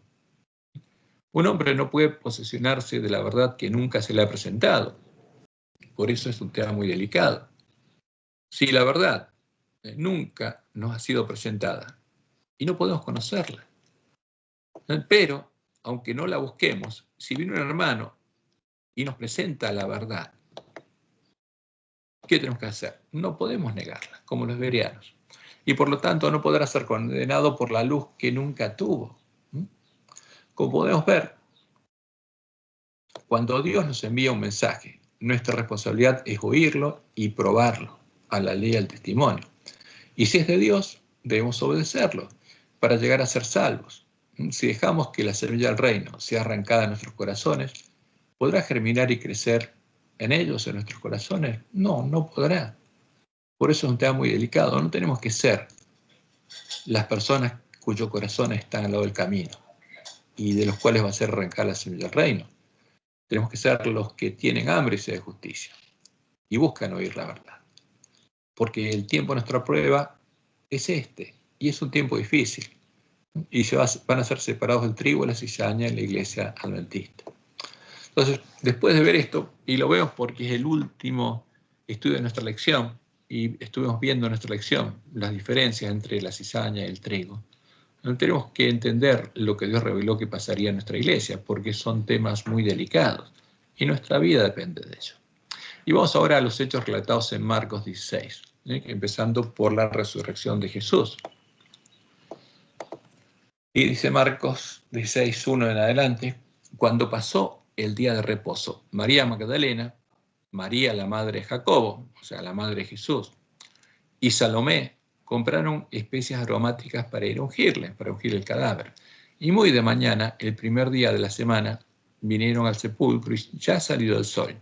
Pero decían entre sí, ¿quién nos removerá la piedra de la entrada del sepulcro? Pero cuando miraron, vieron removida la piedra, que era muy grande. Y cuando entraron al sepulcro, vieron a un joven sentado al lado derecho, cubierto de una larga ropa blanca, y se espantaron. Mas él les dijo, no os asustéis, buscáis a Jesús Nazareno, el que fue crucificado. Ha resucitado, no está aquí, mirad el lugar donde le pusieron. Pero id y decid a sus discípulos y a Pedro, que él va delante de vosotros a Galilea, allí le veréis, como os dijo. Y ellas se fueron huyendo del sepulcro, porque les había tomado temblor y espanto. Ni decían nada a nadie, porque tenían miedo. No dijeron nada, se quedaron calladas. Y la pregunta es, ¿murió realmente Jesús? Porque los sacerdotes querían negarlo. Sí, el santo, el verdadero Jesús, nuestro hermano en la carne, Jesucristo hombre, murió como el Cordero de Dios que quita el pecado del mundo, cargando nuestros pecados y dejándolos clavados en el madero, en la cruz, en medio del reino del príncipe de este mundo, para redimirnos de la esclavitud del pecado y darnos la libertad de salir de la cárcel y entrar al reino y el templo de Dios. Como Él mismo lo dijo leyendo las palabras de Isaías 61, 1 y 2. Porque Dios le mandó a anunciar a los presos apertura de la cárcel y la apertura de la puerta de su casa, del reino de Dios. ¿Cuál es la cárcel? Está simbolizada por el atrio, donde están los esclavos del pecado. Entonces, cuando Adán y Eva pecaron, Dios los tuvo que sacar del Edén, de su casa, y quedaron afuera. E hizo el primer altar, ¿dónde? Afuera del Edén, donde ahora estaban ellos, símbolo del reino del príncipe de este mundo. Y en el atrio del templo, el símbolo es el mismo. Está el tabernáculo, que es la casa de Dios, y cuyos símbolos del lugar santo reflejan la imagen de los que entran ahí. Es un símbolo de los hijos de Dios. Y la mesa de los panes de la proposición es un símbolo de la iglesia triunfante. Los panes sin levadura como Jesús, ¿no? Los sellados del pueblo de Dios, los transformados a imagen de Jesús. Pero el pueblo, ¿dónde estaría? Afuera. ¿Hasta qué? Hasta que se abriera la puerta, hasta que Dios nos redimiera. Y para redimirnos, Jesús tendría que tomar nuestro lugar para que nosotros pudiéramos tomar el lugar de Él. Y Él murió, ¿dónde? En el atrio, en medio de la gran ciudad que se llamaba Babilonia, Sodoma y Egipto, donde están los esclavos del pecado, el reino del príncipe de este mundo, como un esclavo del pecado, para redimirnos de la esclavitud del pecado. Y el altar, la cruz, como Roma le dice al madero, ¿dónde está? En medio del reino del príncipe de este mundo. Y cuando uno cree en el Cordero de Dios, que Él tomó nuestro lugar, y acepta y cree que Él murió con nosotros, y que como Él murió por nosotros, nosotros morimos, y acepta ese regalo de Dios, y es bautizado, en el bautismo uno muere a la vieja vida y nace una nueva, porque uno ahí, en el bautismo, uno toma el lugar de Dios, y es vestido con las vestiduras blancas, con la piel del cordero, para que pueda entrar a la casa de Dios en lugar del cordero. Y Dios puede hacer la obra que prometió hacer nosotros, transformarnos a la imagen de Jesús. Porque ese es el verdadero evangelio, el evangelio del reino de Dios. No es lo que predican la bestia del falso profeta y los lobos que brillan a nosotros. El verdadero evangelio nos explica que la puerta de la casa de Dios está abierta para que entremos y Dios nos transforme en los panes de la mesa de la proposición. Ahora, ¿Jesús murió? Sí. ¿Quién murió? El verdadero cordero. Satanás no. Entonces, cuando entramos por la puerta estrecha al reino de Dios y el templo de Dios, la cruz, fíjense, el altar de sacrificio, ¿dónde queda? Atrás, a nuestras espaldas. En el atrio, en el mundo. Porque ahí teníamos que morir nosotros, y murió Jesús por nosotros. ¿Y qué pasa con el mundo? Lo dejamos atrás. En el reino del príncipe de este mundo queda la cruz, el reino del pecado y la muerte, porque la cruz es símbolo del pecado y muerte, porque lo que mató a Jesús fueron nuestros pecados, y la cruz es símbolo de eso. Por eso, hay una gran contradicción cuando cantamos la cruz delante y el mundo atrás. Fíjense que nosotros a veces cantamos lo que no pensamos, pero los lobos sí saben lo que nos hacen cantar. Y yo siempre amaré esa cruz. ¿Por qué? Porque es amar a los pecados que mataron a Jesús y amar el reino del príncipe de este mundo. Porque si estamos frente a la cruz, seguimos estando en el atrio, en el reino del príncipe de este mundo, postrados ante la imagen de la abominación desoladora, adorando al sol, al dios de la gran Babilonia, junto a los lobos, dios de ovejas. ¿Seguimos y adoramos a Jesús? No, al anticristo, al falso Jesús, a la abominación desoladora, cumpliendo el anuncio de las palabras de la profecía. Porque como Dios le mostró a Juan, esto estaría pasando en medio del pueblo adventista. Y me llevó al atrio de adentro de la casa de Jehová. Y aquí, junto a la entrada del templo de Jehová, entre la entrada y el altar del sacrificio, donde está la cruz, con 25 varones, sus espaldas vueltas al templo de Jehová, y su rostro hacia el oriente, mirando a la cruz, y adoraban al sol que estaba atrás de la cruz, postrándose hacia el oriente. ¿A quién estaba adorando? A Baal. Porque el sol con la cruz, a la que Roma llama Cristo, es un símbolo ¿de quién? De los dioses hijos de los cristos paganos, dioses hijos de los paganos. Entonces, ¿qué estaría pasando? En vez de encontrar la verdad nosotros, estaríamos postrados hacia el oriente. Fíjense, la imagen de abajo es una imagen que aparece en nuestros himnos, mirando a la cruz y al sol atrás, cuando sale el sol. postrados ahí, adorando a Baal, a la abominación desoladora. Porque esa es la imagen que le apareció a Constantino, el sol con la cruz, y que Roma dice que es Cristo. Y que ante el cuerpo muerto, ¿qué ofrecen? Y le dan a comer la hostia, el sol con la cruz, al pueblo de Dios que está en medio de Roma, y le hacen creer que come el cuerpo de Cristo, cuando están adorando al sol. Y si nosotros adoramos al Dios de Roma, ¿a quién estamos adorando? Al sol. No al Jesús verdadero, sino al anticristo. Y eso es lo que está haciendo el pueblo adventista. Eso es lo que está haciendo el ángel de la Odisea. Y cuando cantamos, fíjense, acá hay dos ejemplos. O yo siempre amaré esa cruz. O sea, ¿cómo voy a amar lo que mató a Jesús y que tenía que matarme a mí? Mis pecados. Y esos triunfos, el triunfo de la cruz, el triunfo de Roma, de los cruzados, mi gloria será. No. Y algún día en vez de una cruz, mi corona Jesús me dará. O sea, Jesús no nos da una cruz. Eso aparece en nuestras Biblias. ¿Qué dice ahí? Que tomemos la carga que nos da, que Él la lleva con nosotros. ¿Y cómo es? Es liviana la carga de Él. Porque Él murió por nosotros, tomó nuestra carga. No tenemos que morir como Él. Y en el otro himno, ¿qué leemos? La cruz delante y el mundo atrás. Es ridículo. Porque la cruz está en el mundo. Si yo voy a la cruz, ¿dónde estoy? En el mundo. Porque el altar de sacrificio está en el reino del príncipe de este mundo. Está fuera del templo de Dios. Y esto es lo que nos hace encantar. ¿Por qué? Porque estamos en el atrio adorando la abominación desoladora, al mismo Dios que Roma. Y por eso Dios tendría que mandarnos al profeta Elías. Ahora, si hacemos eso, lo que dicen nuestros himnos, no estamos dejando el mundo atrás, estamos dejando atrás a nuestras espaldas el templo de Jehová. Por eso, cuando Dios nos mandara al profeta Elías, oiríamos a nuestras espaldas, y aquí hay una coma y hay un punto, oiríamos a nuestras espaldas palabra que diga, este es el camino, andad por él, como Dios lo anunció por medio de Isaías. Ciertamente el pueblo morará en Sión, en Jerusalén. ¿Dónde está Jerusalén? En la cima del monte de Sión. Nunca más llorarás, el que tiene misericordia se apiadará de ti. Al oír la voz de tu clamor te responderá, como el hombre de escobilla a Miller. Cuando nos diéramos cuenta de lo que está pasando y clamáramos a él, Dios haría la obra del hombre de escobilla. Bien que os dará el Señor pan de congoja y agua de angustias. Con todos tus maestros nunca más te serán quitados, sino que tus ojos verán a tus maestros. Entonces, tus oídos oirán a tus espaldas, porque estaríamos postrándonos hacia el oriente, adorando al sol. Tus oídos oirán a tus espaldas desde el templo de Jehová.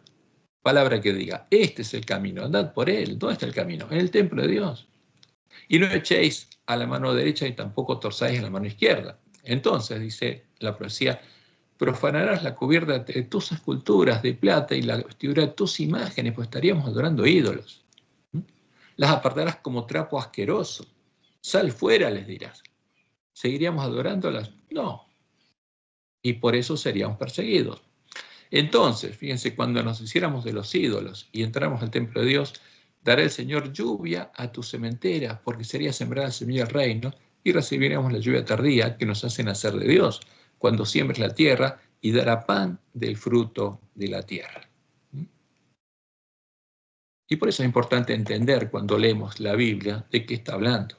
¿Quién resucitó al santo, al verdadero Jesús? Como dice claramente la Biblia, su Dios y Padre, con el mismo poder con que Él prometió obrar en nosotros, cuando entramos por la puerta estrecha a su reino y Él empieza a transformarnos a imagen de Jesús. Ahora, ¿qué llegan a decir algunos que creen en el anticristo? Que era un Dios que no murió, que estuvo esperando en la tumba y después salió, que solo salió. Pero ese es el anticristo.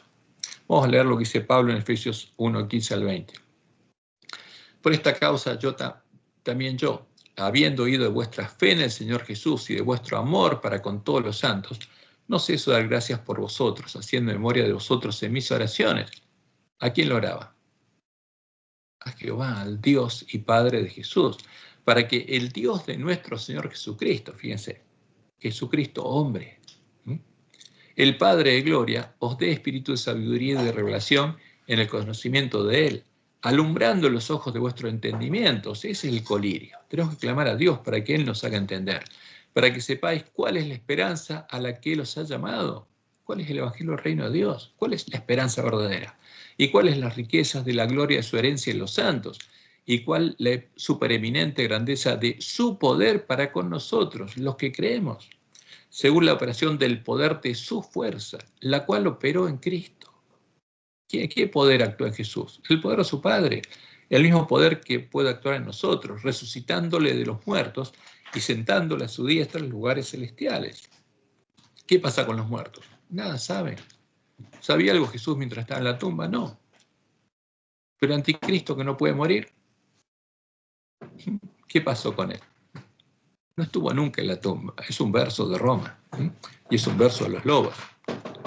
Y leemos las palabras de Pablo a los Colosenses, Colosenses 2, del 11 al 15. En él también fuisteis circuncidados con circuncisión no hecha de mano, no hecha a mano, al echar de vosotros el cuerpo pecaminoso carnal y la circuncisión de Cristo. ¿Por qué? Porque en el bautismo, cuando uno conoce la verdad, toma el lugar de Jesús, y Jesús toma el nuestro, porque uno acepta que Jesús toma nuestro lugar. Sepultados con Él en el bautismo, en el cual fuisteis también resucitados con Él. Pero eso no pasa con la gente de la Odisea, porque es bautizado en nombre de la abominación desoladora, mediante la fe en el poder de Dios que le levantó de los muertos. Entonces, ¿en qué tenían fe los cristianos verdaderos? En el poder de Dios que levantó de los muertos a Jesús. Y a vosotros, estando muertos en pecados, en el reino del príncipe de este mundo, en medio del reino del pecado y la muerte, y la incircuncisión de vuestra carne, os dio vida juntamente con Él, perdonándoos todos los pecados, anulando el acta de los decretos que había contra nosotros. O sea, ¿qué cosa? El registro de los pecados nuestros. Porque cuando uno acepta que Jesús tome nuestro lugar y pague por sus pecados, y uno toma el lugar de Cristo, es justificado por Dios. Que no será contraria, quitándola de medio y clavándola, ¿dónde? En la cruz. ¿Qué que clava en la cruz? Nuestros pecados. Porque es un símbolo del pecado y la muerte. Porque la cruz está en el reino de Satanás. Y despojando a los principados y a las potestades, a los que nos reclamaban justamente por esos pecados, los exhibió públicamente, triunfando sobre ellos en la cruz. Y nos liberó. Y se abrieron las puertas de la cárcel. Y Pedro, en 1 Pedro 18, 1, 18 al 21, dice lo siguiente: sabiendo que fuisteis rescatados de vuestra vana manera de vivir, la cual recibisteis de vuestros padres, no con cosas corruptibles como oro o plata, sino con la sangre preciosa de Cristo, como un cordero sin mancha y sin contaminación, ya destinado desde antes de la fundación del mundo, pero manifestado en los postreros tiempos por amor de vosotros, y mediante el cual creéis en Dios, quien le resucitó a los muertos, y le ha dado gloria. ¿Para qué? Para que vuestra fe y esperanza sean ¿en quién? En Dios. ¿En quién tenía depositada su fe la iglesia primitiva? En el Dios y Padre de Jesús. No es que Jesucristo hombre. Creían que Jesús nos había redimido, que ahora era nuestro sacerdote. Pero el que obraba en ellos, ¿quién era? Dios. Porque ese es el evangelio del reino de Dios. En cambio, el reino del anticristo, el que obra es el anticristo. Y es una mentira. No es la fe verdadera, esa es la fe de Roma. ¿Y qué pasó después? Jesús se le apareció a María Magdalena, como leemos en Marcos 16, 9 al 11. Habiendo pues resucitado Jesús por la mañana, el primer día de la semana, apareció primeramente a María Magdalena, de quien había echado 7 demonios. Yendo ella, lo hizo saber a los que habían estado con él, que estaban tristes y llorando. Y ellos, cuando oyeron que vivía y que había sido visto por ella, no lo creyeron. ¿Le creyeron? No. Seguían incrédulos. Ahora, ¿qué pasó con Jesús? Resucitó en el domingo que caía dentro de los 7 días de la fiesta de los panes y levadura, o sea que es el día de la fiesta de las primicias, y resucitó junto a las otras primicias, a las primicias que resucitaron con él, y él llevó al cielo, para presentarse junto a ellas delante de su Padre. Por eso le dijo a María que no lo toque, y que les cuente a sus hermanos que él subió a su Padre. Y leemos en Juan 20, 16 al 18. Jesús le dijo, María. Volviéndose ella le dijo, Raboní, que quiere decir maestro. Jesús le dijo, no me toques, porque aún no he subido a mi Padre. porque tenía que ir a presentarse, justamente cuando sale el sol al comienzo del día, con las primicias. Mas ve a mis hermanos y diles, subo a mi Padre y a vuestro Padre, a mi Dios y a vuestro Dios. Fue entonces María Magdalena para dar a los discípulos las nuevas de que había visto al Señor y que Él le había dicho estas cosas. ¿Pero qué pasó? ¿Le creyeron? No. Ahora, ¿qué dice Pablo de las primicias? En 1 Corintios 15, del 20 al 23.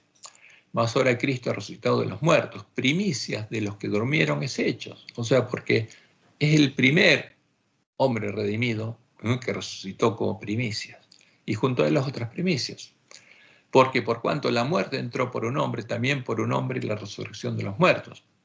Porque así como en Adán todos mueren, también en Cristo todos serán vivificados, pero cada uno en su debido tiempo. ¿Quién resucitó primero? Cristo y las primicias. ¿Cuándo? En la fiesta de las primicias que llevó al cielo. Luego, los que son de Cristo en su venida. Y después del milenio, los impíos. Y eso es lo que pasó en ese tiempo. Y después de ir a su Padre, Jesús volvió y a la tarde se apareció a sus discípulos. Después de subir a su Padre, el mismo día Jesús volvió y se presentó a los discípulos. Primero en el camino de Maús para cumplir su promesa y sembrar la semilla del reino en sus corazones. ¿Qué les había prometido? Como leemos en Juan 16, 25. Estas cosas se ha hablado en alegorías, por parábolas, porque sin parábolas no les hablaba, incluso a los discípulos. La hora viene cuando ya no os hablaré por alegorías, sino que claramente os anunciaré acerca del Padre. Para que entiendan, para que la semilla del reino fuera sembrada en sus corazones.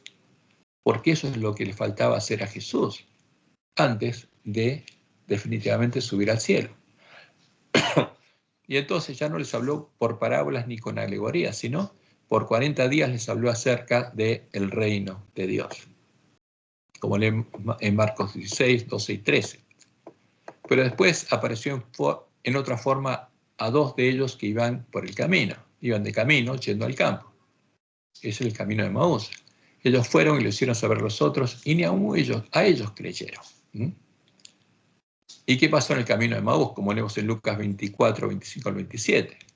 Entonces él les dijo, oh insensatos y tardos de corazón para creer todo lo que los profetas han dicho. Por eso estaban apenados, caminando cabizbajos. ¿No era necesario que el Cristo padeciera estas cosas y que entrara en su gloria? Y comenzando desde Moisés y siguiendo por todos los profetas, les declaraba en todas las escrituras lo que de él decían, para mostrarnos cómo encontrar al verdadero Jesús, porque el verdadero Jesús es el que cumple con todo lo revelado por Dios en la ley de Moisés, los salmos y los profetas. Y como dice Marcos 16:14, finalmente se apareció a los 11 mismos, estando ellos sentados a la mesa, y les reprochó su incredulidad y dureza de corazón, porque no habían creído a los que le habían visto resucitado.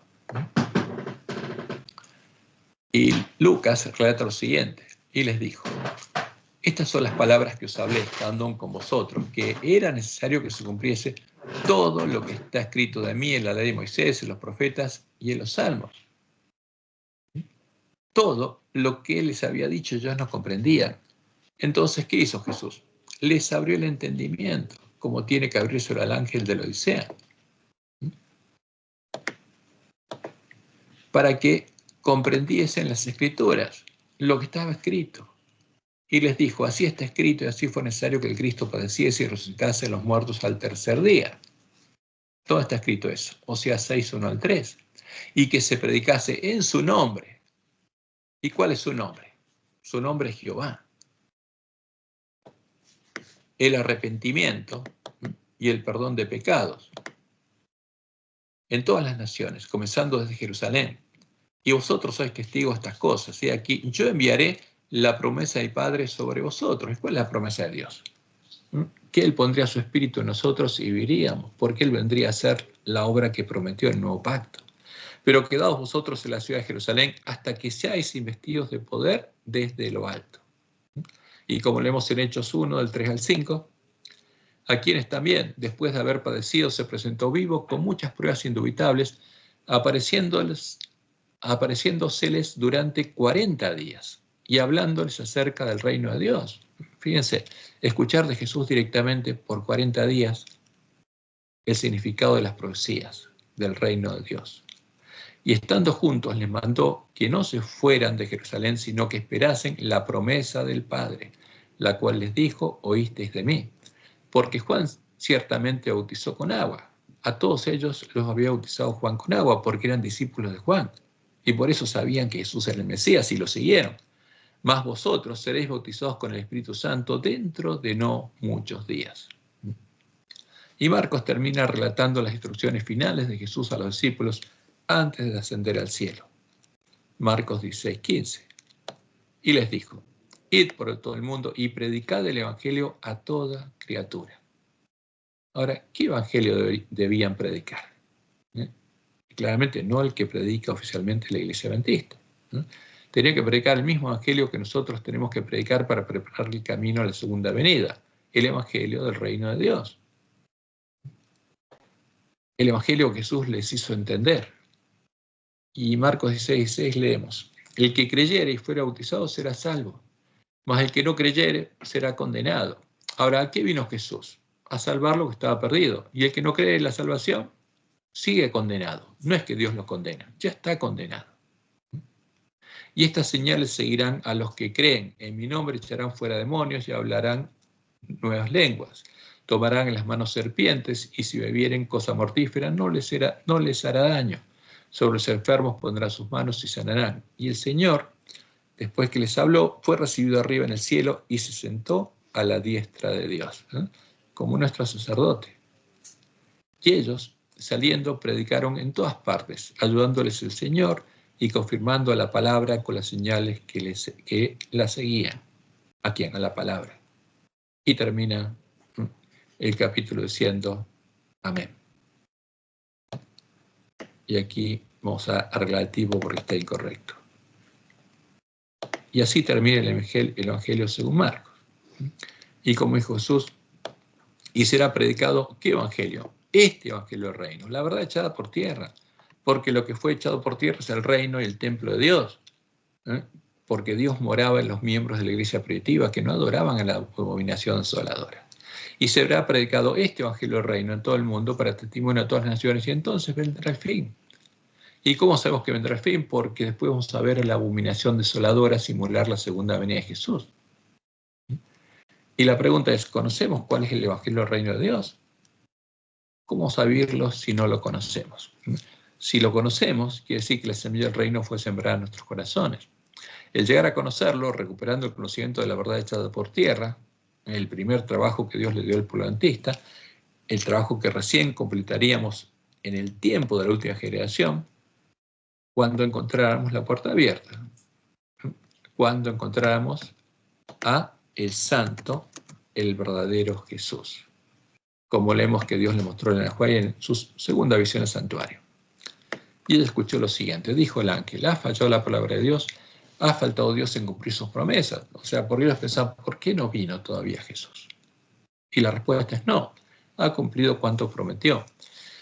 Jesús se ha levantado a cerrar la puerta del lugar santo del santuario celestial porque no está cerrada, pero se va a cerrar para las vírgenes, primero, y ha abierto una puerta en el lugar santísimo y ha entrado a purificar el santuario. Todos los que esperan pacientemente comprenderán el misterio. ¿Quiénes? Los que estén vivos en el tiempo de la segunda venida van a haber entendido el santuario, porque esa es una de las tareas que Dios le dio al pueblo adventista, pero el santuario está reflejado en símbolos el Evangelio del Reino de Dios. Y después escuchó lo siguiente, Elena. Jesús dijo a los ángeles que todos cuantos lo hallaran, porque esa es nuestra tarea, encontrar la puerta abierta, encontrar al verdadero Jesús, al santo, al verdadero Jesús, comprenderían la obra que iba a efectuar. Y dice Elena, vi que mientras Jesús estuviera en el santuario, se desposaría con la Nueva Jerusalén, porque el juicio investigador son las bodas del Cordero, donde él confiesa el nombre de los vencedores. ¿Y qué tenemos que hacer nosotros? Encontrar al verdadero. Y vamos a hablar, justamente terminar este estudio, hablando del santo, el verdadero Jesús. Como Jesús le mostró a los discípulos todo lo que dicen de él, la ley de Moisés, los profetas y los salmos. Por eso vamos a finalizar el estudio de este trimestre mostrando las diferencias que ya encontramos entre el santo, el verdadero Jesús, el testigo fiel y verdadero, y la imagen de la bestia, el falso Jesús, el engañador, el testigo falso, el anticristo, al que adora Roma y llama a Jesús, llamando a Jesús a Satanás, el dragón. Y eso es muy claro en la Biblia. Entonces, ¿cuál es la identidad? Lo primero que hay que ver es cuál es la identidad de Jesús. Como dice la profecía, Jesús es ¿quién? Es Jehová, el único Dios verdadero. Es el Dios fuerte, el Padre eterno, el único Dios verdadero. Como leemos en Isaías 44, 6 al 8. Así dice Jehová, Rey de Israel y su Redentor. O sea, ¿quién es nuestro Redentor? Jehová, el Rey de Israel, nuestro Dios. Jehová de los ejércitos. Yo soy el primero y yo soy el postrero. Y fuera de mí no hay Dios. ¿Hay alguna otra persona aparte de Jehová que nos pueda salvar? No.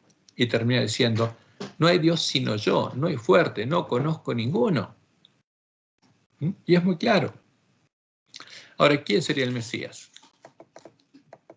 Porque un niño nos es nacido, hijo nos es dado, y el principado sobre su hombro, y se llamará su nombre admirable, consejero, Dios fuerte, Padre eterno.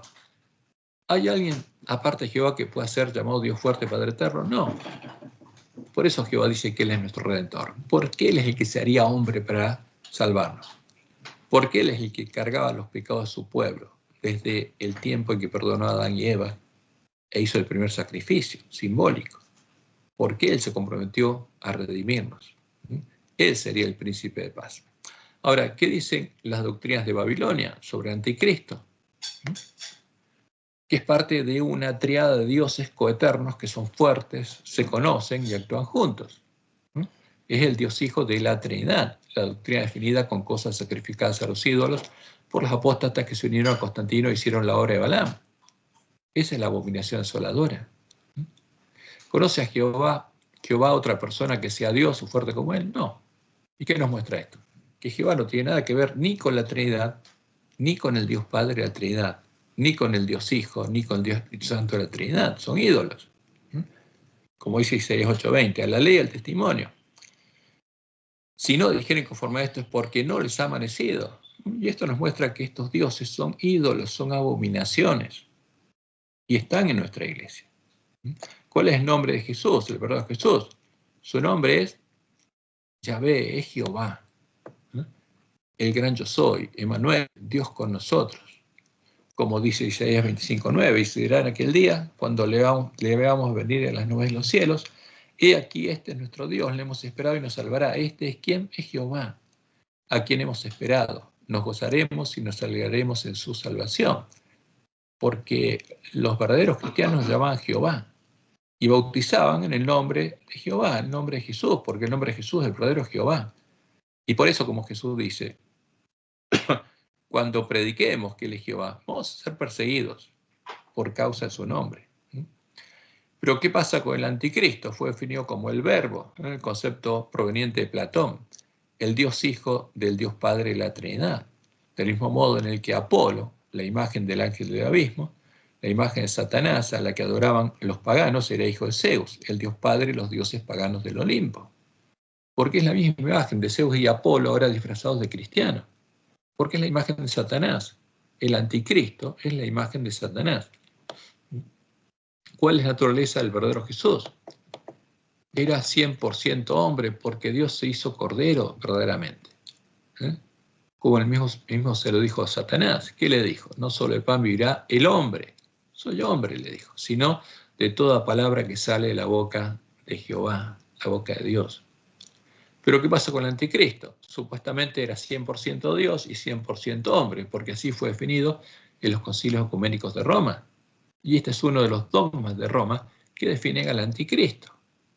Entonces no era una oveja, porque no tenía nuestra carne y no tenía nuestra naturaleza.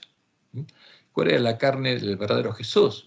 Tenía nuestra carne, la carne de todos sus hermanos. Como anunció la palabra profecía, era hijo de David según la carne, como dice Pablo en Romanos 1:3, acerca de su Hijo, nuestro Señor Jesucristo, que era del linaje de David según la carne. Tenía la carne de David.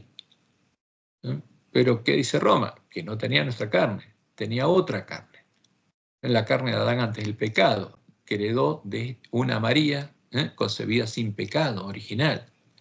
Y este es otro de los dogmas de Roma que definen al anticristo y que está en nuestra iglesia. Tristemente, este concepto fue introducido en respuesta a preguntas sobre doctrinas y es reafirmado por nuestros teólogos, porque defienden las doctrinas de Roma.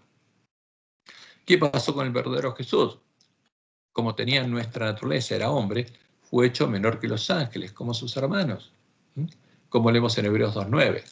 Pero vemos a aquel que fue hecho un poco menor que los ángeles, a Jesús, coronado de gloria y de honra a causa del padecimiento de la muerte, porque murió, porque era hombre. Dios no puede morir.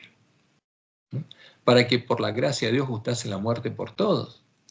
En cambio, el anticristo no fue hecho menor que los ángeles. Una persona que es 100% Dios en su naturaleza es infinitamente mayor que los ángeles. Y eso nos muestra que este Jesús es falso. Ahora, ¿por qué los adventistas adoramos esta cosa? Porque no estamos teniendo un culto racional como Dios dijo que tenemos que tenerlo. Como dice Pablo en Romanos 12. Porque los sacrificios que a Dios le agradan es nuestro culto racional. Que conozcamos cuál es su voluntad, que los conozcamos a Él y lo adoremos porque lo conocemos. Y el verdadero Jesús fue tentado como somos tentados todos sus hermanos. Por lo cual, como dice Hebreos 2, 17 al 18, debía ser en todo semejante a sus hermanos, para venir a ser misericordioso y fiel sumo sacerdote en lo que a Dios se refiere, para expiar los pecados de su pueblo. Pues en cuanto él mismo padeció siendo tentado, es poderoso para socorrer a los que son tentados. Entonces, ¿qué pasa con el anticristo? No fue tentado, porque una persona que es 100% Dios no puede ser tentada por el mal, como nosotros somos tentados. Y eso también nos muestra que este Jesús es falso. Y son muchísimas las evidencias que el Jesús de la Trinidad es falso, es un ídolo. Como dice Santiago en Santiago 1:13, Dios no puede ser tentado por el mal. Pero el verdadero Jesús fue tentado y venció el pecado en la carne, en nuestra carne. Pero el anticristo, el ídolo de Roma, no. El ídolo al que adoran nuestros teólogos no es el verdadero Jesús.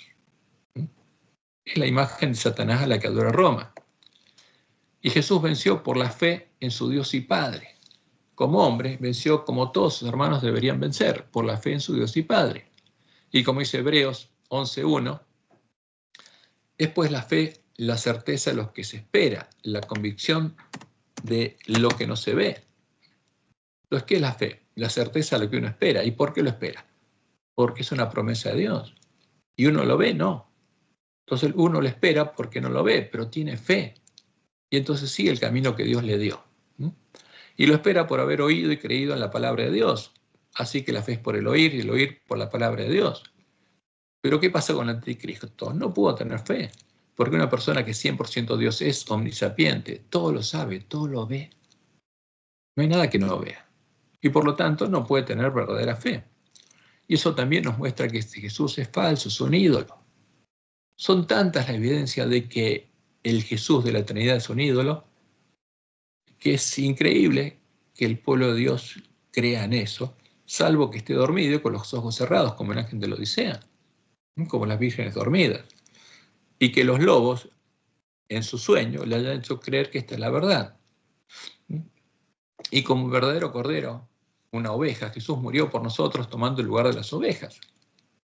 Como dice Hebreos 2, 14 y 15, por cuanto los hijos participaron de carne y sangre, él también participó de ¿qué? De lo mismo, de la misma carne y sangre, el anticristo no. Para destruir por medio de la muerte al que tenía el imperio de la muerte.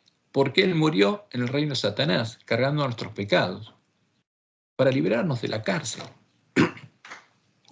Para destruir al que tenía el imperio de la muerte, el dueño de la cárcel, esto es al diablo, y librar a todos los que por el temor de la muerte estaban durante toda la vida sujetos a servidumbre. Pero ¿qué pasó con el anticristo? No murió por nosotros, porque una persona que es 100% Dios no puede morir, porque es inmortal. Porque uno de los, justamente, los atributos de Dios es la inmortalidad. Y nuevamente, eso nos muestra que este Jesús es falso, que es un impostor, que es un ídolo, que es el anticristo. Es la abominación desoladora de la que habló el profeta Daniel, en cuya defensa el desolador asesinó al pueblo que conocía a su Dios y no le adoraba. No murió por nosotros. Asesinó a los verdaderos cristianos. Y como sucedía con sus hermanos, los milagros de Jesús los hacía su Dios y Padre, como Él le dijo a los discípulos: el Padre que mora en mí, Él hace las obras, y ustedes van a hacer obras mayores que las que yo hago. Pero, al ser 100% Dios, el anticristo hizo los milagros con su propio poder divino. Y ahora se lo adora como un Dios, pero es un ídolo. Y otra característica muy clara es que Jesús dijo que no vino a cambiar los tiempos ni la ley, ni a perdonar pecados, tomando el lugar de Dios, como lo haría el hombre de pecado. Jesús vino a cumplir la ley y nos enseñó a seguir el camino a la gracia establecido en la ley de Moisés para obtener el perdón de nuestros pecados. Y después de eso, después de sentarse a la diestra de Dios, Jesús tampoco perdona pecados. Jesús no perdona pecados, intercede por nosotros. Y es claro, no existe perdón de pecados si esto a nosotros nos va al santuario, que debe ser purificado, que es un símbolo de Dios. Si Dios no perdona pecados, esos pecados no son perdonados. Y si alguien dice que son perdonados, nos está engañando. Como claramente leemos en Mateo 5:18. En adelante Jesús dijo: no penséis que he venido a abrogar la ley de los profetas, no he venido para abrogar, sino para cumplir.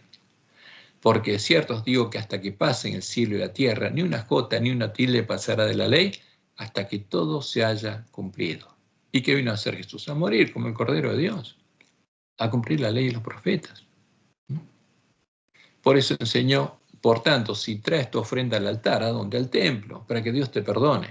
Y allí te acuerdas de que tu hermano tiene algo contra ti, deja tu ofrenda allí delante del altar y anda, reconcíliate primero con tu hermano, como dice la ley y la gracia. Y entonces ven y presenta tu ofrenda a quien, a Dios, y serás perdonado por Dios. Como leemos en Romanos 2:13, porque no son los oidores de la ley de la gracia los justos ante Dios, sino los hacedores de la ley de la gracia serán justificados. Porque esa ley no cambió, simplemente cambió el lugar en la que se lleva a cabo el continuo. Por eso dice Pablo: ¿quién acusará a los hijos de Dios? Dios es el que justifica. ¿Quién justifica? ¿Jesús? No, Dios. ¿Quién es el que condenará? Cristo es el que murió, más aún el que también resucitó, el que también está a la diestra de Dios, el que también intercede por nosotros. Como dice en 1 Timoteo 2:5, porque hay un solo Dios y un solo mediador entre Dios y los hombres. ¿Quién? Jesucristo, hombre, nuestro hermano en la carne.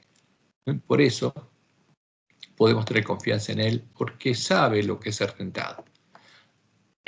En cambio, el anticristo, al ser 100% Dios, tenía supuestamente y tiene autoridad para perdonar pecados, porque según Roma y todos los paganos, el perdonar pecados es un atributo de la naturaleza divina de los dioses.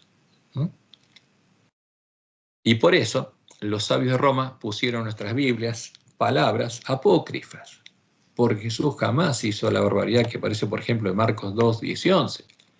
Pues para que sepáis que el Hijo del Hombre tiene potestad en la tierra para perdonar pecados, usando su naturaleza divina, dice Roma, dijo el paralítico: a ti te digo, levántate, toma tu lecho y vete a tu casa. Y esa autoridad es la que el Papa sostiene que Jesús le delegó a él, dándole las llaves del reino. Autoridad para sentarse al templo de Dios como Dios, haciéndose pasar por Dios, y atar y desatar. Autoridad para cambiar los tiempos de la ley y perdonar pecados. Pero en la profecía del Apocalipsis, Jesús nos dice que Él, el santo, el verdadero Jesús, no es el que le dio esa autoridad, que se la dio el dragón, y niega habérsela dado Él. Como leemos en Apocalipsis 3:7, escribe el ángel de la iglesia en Filadelfia, al que tiene que encontrar la verdad. Esto dice el santo, el verdadero, porque el falso es el que aparece dándole las llaves de su reino al Papa, y ese es el dragón. El que tiene la llave de David, el que abre y ninguno cierra, y cierra y ninguno abre. ¿Alguien tiene la llave, esa llave? No. Entonces, ¿qué pasa con lo que aparece justamente en Mateo 16, que Jesús le da la llave del reino? Es un verso de Roma. Y por eso nosotros tenemos que arreglar nuestras lámparas, porque es evidente que es una mentira. ¿Y qué pasa con la oración? Jesús tenía fe en su Dios y Padre, el único Dios verdadero, y le oraba a quien, a Él, como nos enseñó a hacer a nosotros. Vosotros pues oraréis así: Padre nuestro que está en los cielos, santificado sea tu nombre, venga tu reino, porque tenemos que pedirle que su nombre sea santificado y que Él venga a reinar en nosotros para que venga. Hágase tu voluntad, para que Él nos guíe a andar en sus caminos, como en el cielo, así también en la tierra. El pan nuestro de cada día, dánoslo hoy, como se lo daba Jesús. Y perdona nuestras deudas. ¿Quién perdona? Dios. Como también nosotros perdonamos a nuestros deudores. Y no nos dejes caer en la tentación, porque vamos a ser tentados, mas líbranos del mal, porque tuyo es el reino, y tuyo es el poder, y tuya es la gloria, por todos los siglos. Amén. Y como Jesús dijo, y esta es la vida eterna, que te conozcan a ti, el único Dios verdadero. Porque Jesús no conocía a otra persona que fuera Dios, y a Jesucristo a quien has enviado. ¿Quién es Jesús, el verdadero Jesús? Es Jehová hecho hombre. Y esa es la vida eterna. Ahora, ¿qué pasa con el anticristo? Los que creen en la abominación desoladora, el Dios la Trinidad, como lo hacían los paganos en el panteón romano, le oran al Dios más pertinente para contestar sus oraciones, como vemos en el libro de la Trinidad. Y esto está copiado directamente de ahí. Dicen, oraciones al Espíritu Santo de la Trinidad son oraciones suplicando dones espirituales y poder.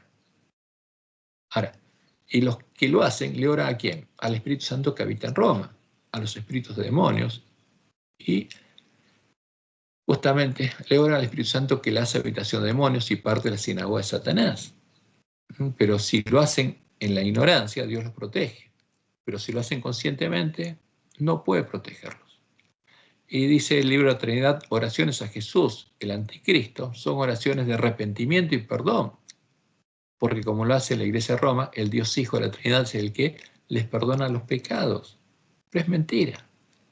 Porque el que le ora a este Jesús para que le perdone los pecados, puede creer que se los perdonó, pero es mentira. Ocupando el lugar de Dios. El mismo Jesús que delegó esa autoridad en el Papa y los sacerdotes católicos, porque le oran a Satanás. Y hay que decirlo con todas las palabras, como dijo Elena White, que tenemos que predicar el mensaje de los 3 ángeles. Porque Satanás y los espíritus demonios no nos pueden salvar. Hay un único Dios verdadero que nos puede salvar. ¿Y cuál es el pecado que no será perdonado? Jesús fue claro. Ellos estaban diciéndole Satanás a quién, a su padre. Porque el que moraba en él y hacía las obras era su padre.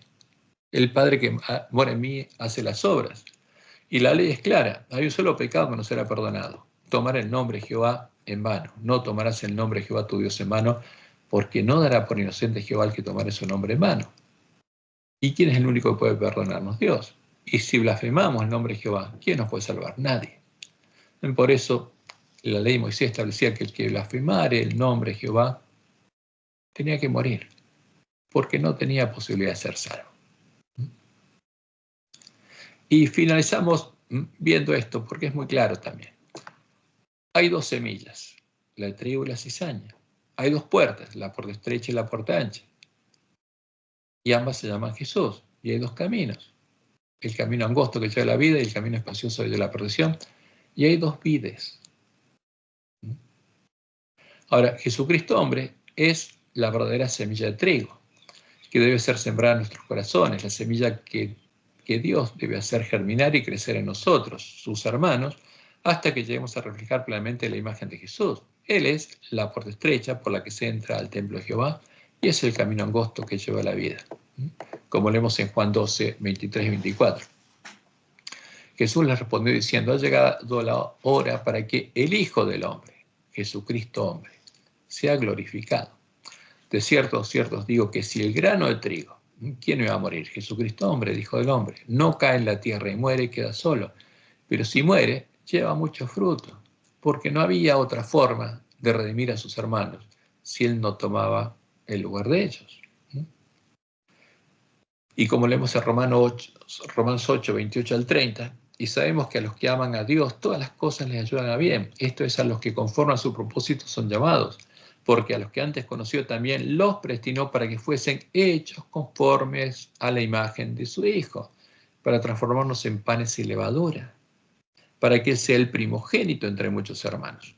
Y a los que predestinó, a los que Dios predestinó, estos también Dios llamó, y a los que llamó, estos también Dios justificó, y a los que justificó, estos también Dios glorificó, porque esa es la promesa de Él. Y como dice Pablo en Efesios 4:13, hasta que todos lleguemos a la unidad de la fe y del conocimiento del Hijo de Dios, a un varón perfecto, a la medida de la estatura de la plenitud de Cristo. Esa es la obra de Dios. Hasta que todos lleguemos a ser como Jesús. Y como Él lo dijo, Él es la vid verdadera. Yo soy la vid verdadera y mi Padre es el labrador. ¿Quién nos transforma en imagen de Jesús? Jesús no, su Padre. Todo pámpano que en mí no lleva fruto lo quitará, y todo aquel que lleva fruto lo limpiará para que lleve más fruto. Ya vosotros estáis limpios por la palabra que os he hablado. Permaneced en mí y yo en vosotros. Como el pámpano no puede dar frutos por sí mismo si no permanece en la vid, así tampoco vosotros si no permanecéis en mí. Yo soy la vid, vosotros los pámpanos. El que permanece en mí y yo en él, este lleva mucho fruto, porque separados de mí nada podéis hacer. Y ese es el problema del ángel de la Odisea, porque el verdadero Jesús está afuera y lo está llamando, y tiene que oír su voz, y tiene que dejar de adorar la abominación asoladora. Tiene que buscar y encontrar la verdad. ¿Y qué pasa con el falso Jesús? No es la semilla de trigo, es la semilla de la cizaña. No es la puerta estrecha.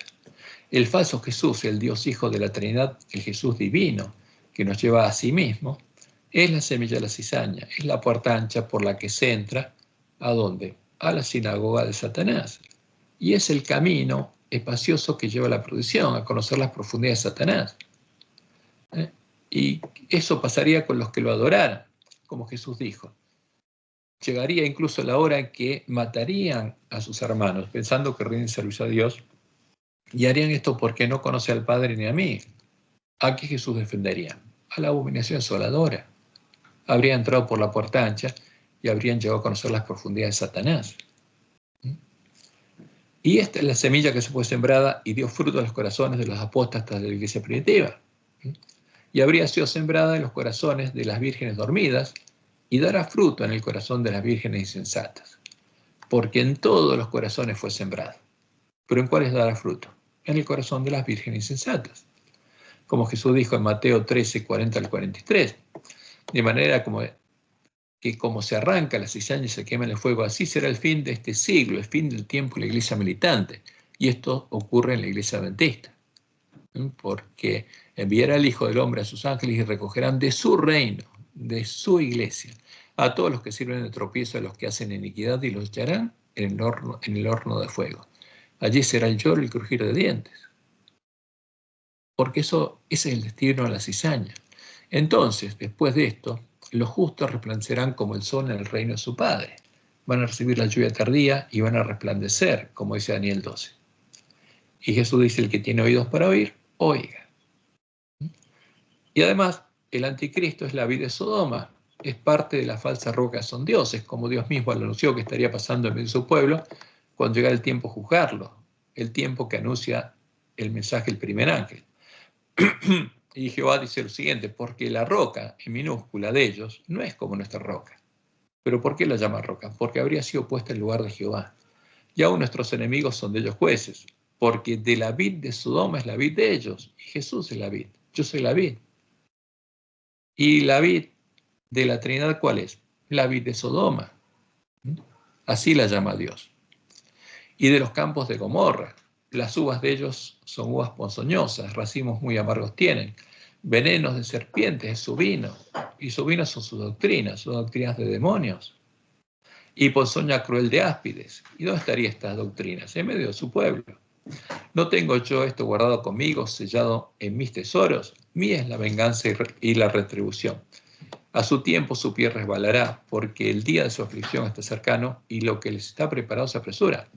Porque Jehová juzgará ¿a quién? A su pueblo. ¿Y qué estaría en medio de su pueblo? La vida de Sodoma. Y por amor a sus siervos se arrepentirá, cuando viere que la fuerza apareció y que no queda ni siervo ni libre, que todo está en la condición del ángel de la Odisea. Y dirá, como Elías, ¿dónde están sus dioses? La roca, en minúsculas, en que se refugiaban. ¿Y cuáles son sus dioses? La Trinidad. Que comían la grosura de sus sacrificios y bebían el vino de sus libaciones. Levántense, que os ayuden y os defiendan. O sea, si le adoramos a los ídolos, ¿quién tiene que contestar esas oraciones? Si oramos a los ídolos, como dice el libro de la Trinidad. Los ídolos. Ahora, ¿quién va a contestar cuando Dios nos deje? Satanás y los demonios. Por eso Jehová dice, levántense, que os ayuden y os defiendan. Y que nos dice, ved ahora, unjan sus ojos con colirio y vean que yo soy y no hay dioses conmigo. ¿Qué tiene que ver Jehová con la falsa roca que son dioses? Nada. Yo hago morir y yo hago vivir, yo hiero y yo sano, y no hay quien pueda librar de mi mano. Y por eso es importante que veamos esto, porque la ley y el testimonio de los profetas son muy claros. Y a nadie tiene que quedarle ninguna duda de que la Trinidad es un ídolo. Y el que la adora, adora a Satanás y a los demonios. Por eso la pregunta es, ¿a qué Jesús adoraremos? ¿Al santo, al verdadero o a la imagen de la bestia? Las evidencias de cuál es el santo, el verdadero, son muy claras. Y este no es un asunto trivial, por eso Dios prometió enviarnos al profeta Elías, para que todos nosotros podamos tomar una decisión consciente. Y acercándose Elías a todo el pueblo dijo, ¿hasta cuándo claudicaréis en vosotros entre dos pensamientos? Si Jehová es Dios, seguidle. Y si Baal, el Dios de la Gran Babilonia, id en pos de él. Porque tenemos que decidirnos. Porque eso hace el mensaje de Elías. Y por eso, a partir de escuchar el mensaje de Elías, en el pueblo adventista empezaría a crecer el trigo y la cizaña. Entraríamos por una puerta o por otra. Y esa decisión es nuestra. Y por supuesto, nuestro deseo es que todos podamos estar junto a los que, como dice Isaías 25:9, cuando venga el santo, el verdadero Jesús, vamos a decir lo siguiente. Y se dirán aquel día, aquí, este es nuestro Dios. ¿Quién es Jesús? Es Jehová. Ese es su nombre. Le hemos esperado y nos salvará. Este es Jehová, a quien hemos esperado. Pero antes, ¿quién vino? La abominación desoladora, a la que el pueblo adventista habrá indicado a sus hermanos que no la adoren. Este es Jehová, a quien hemos esperado. Nos gozaremos y nos alegraremos en su salvación. Y este tiene que ser nuestro deseo. Y por eso van a trabajar los siervos fieles, para que ninguno de sus hermanos se pierda. Que Jehová los bendiga y los guarde y los guíe a toda verdad, y que puedan estar preparados cuando Jesús venga a buscarnos para ir con él a la batalla.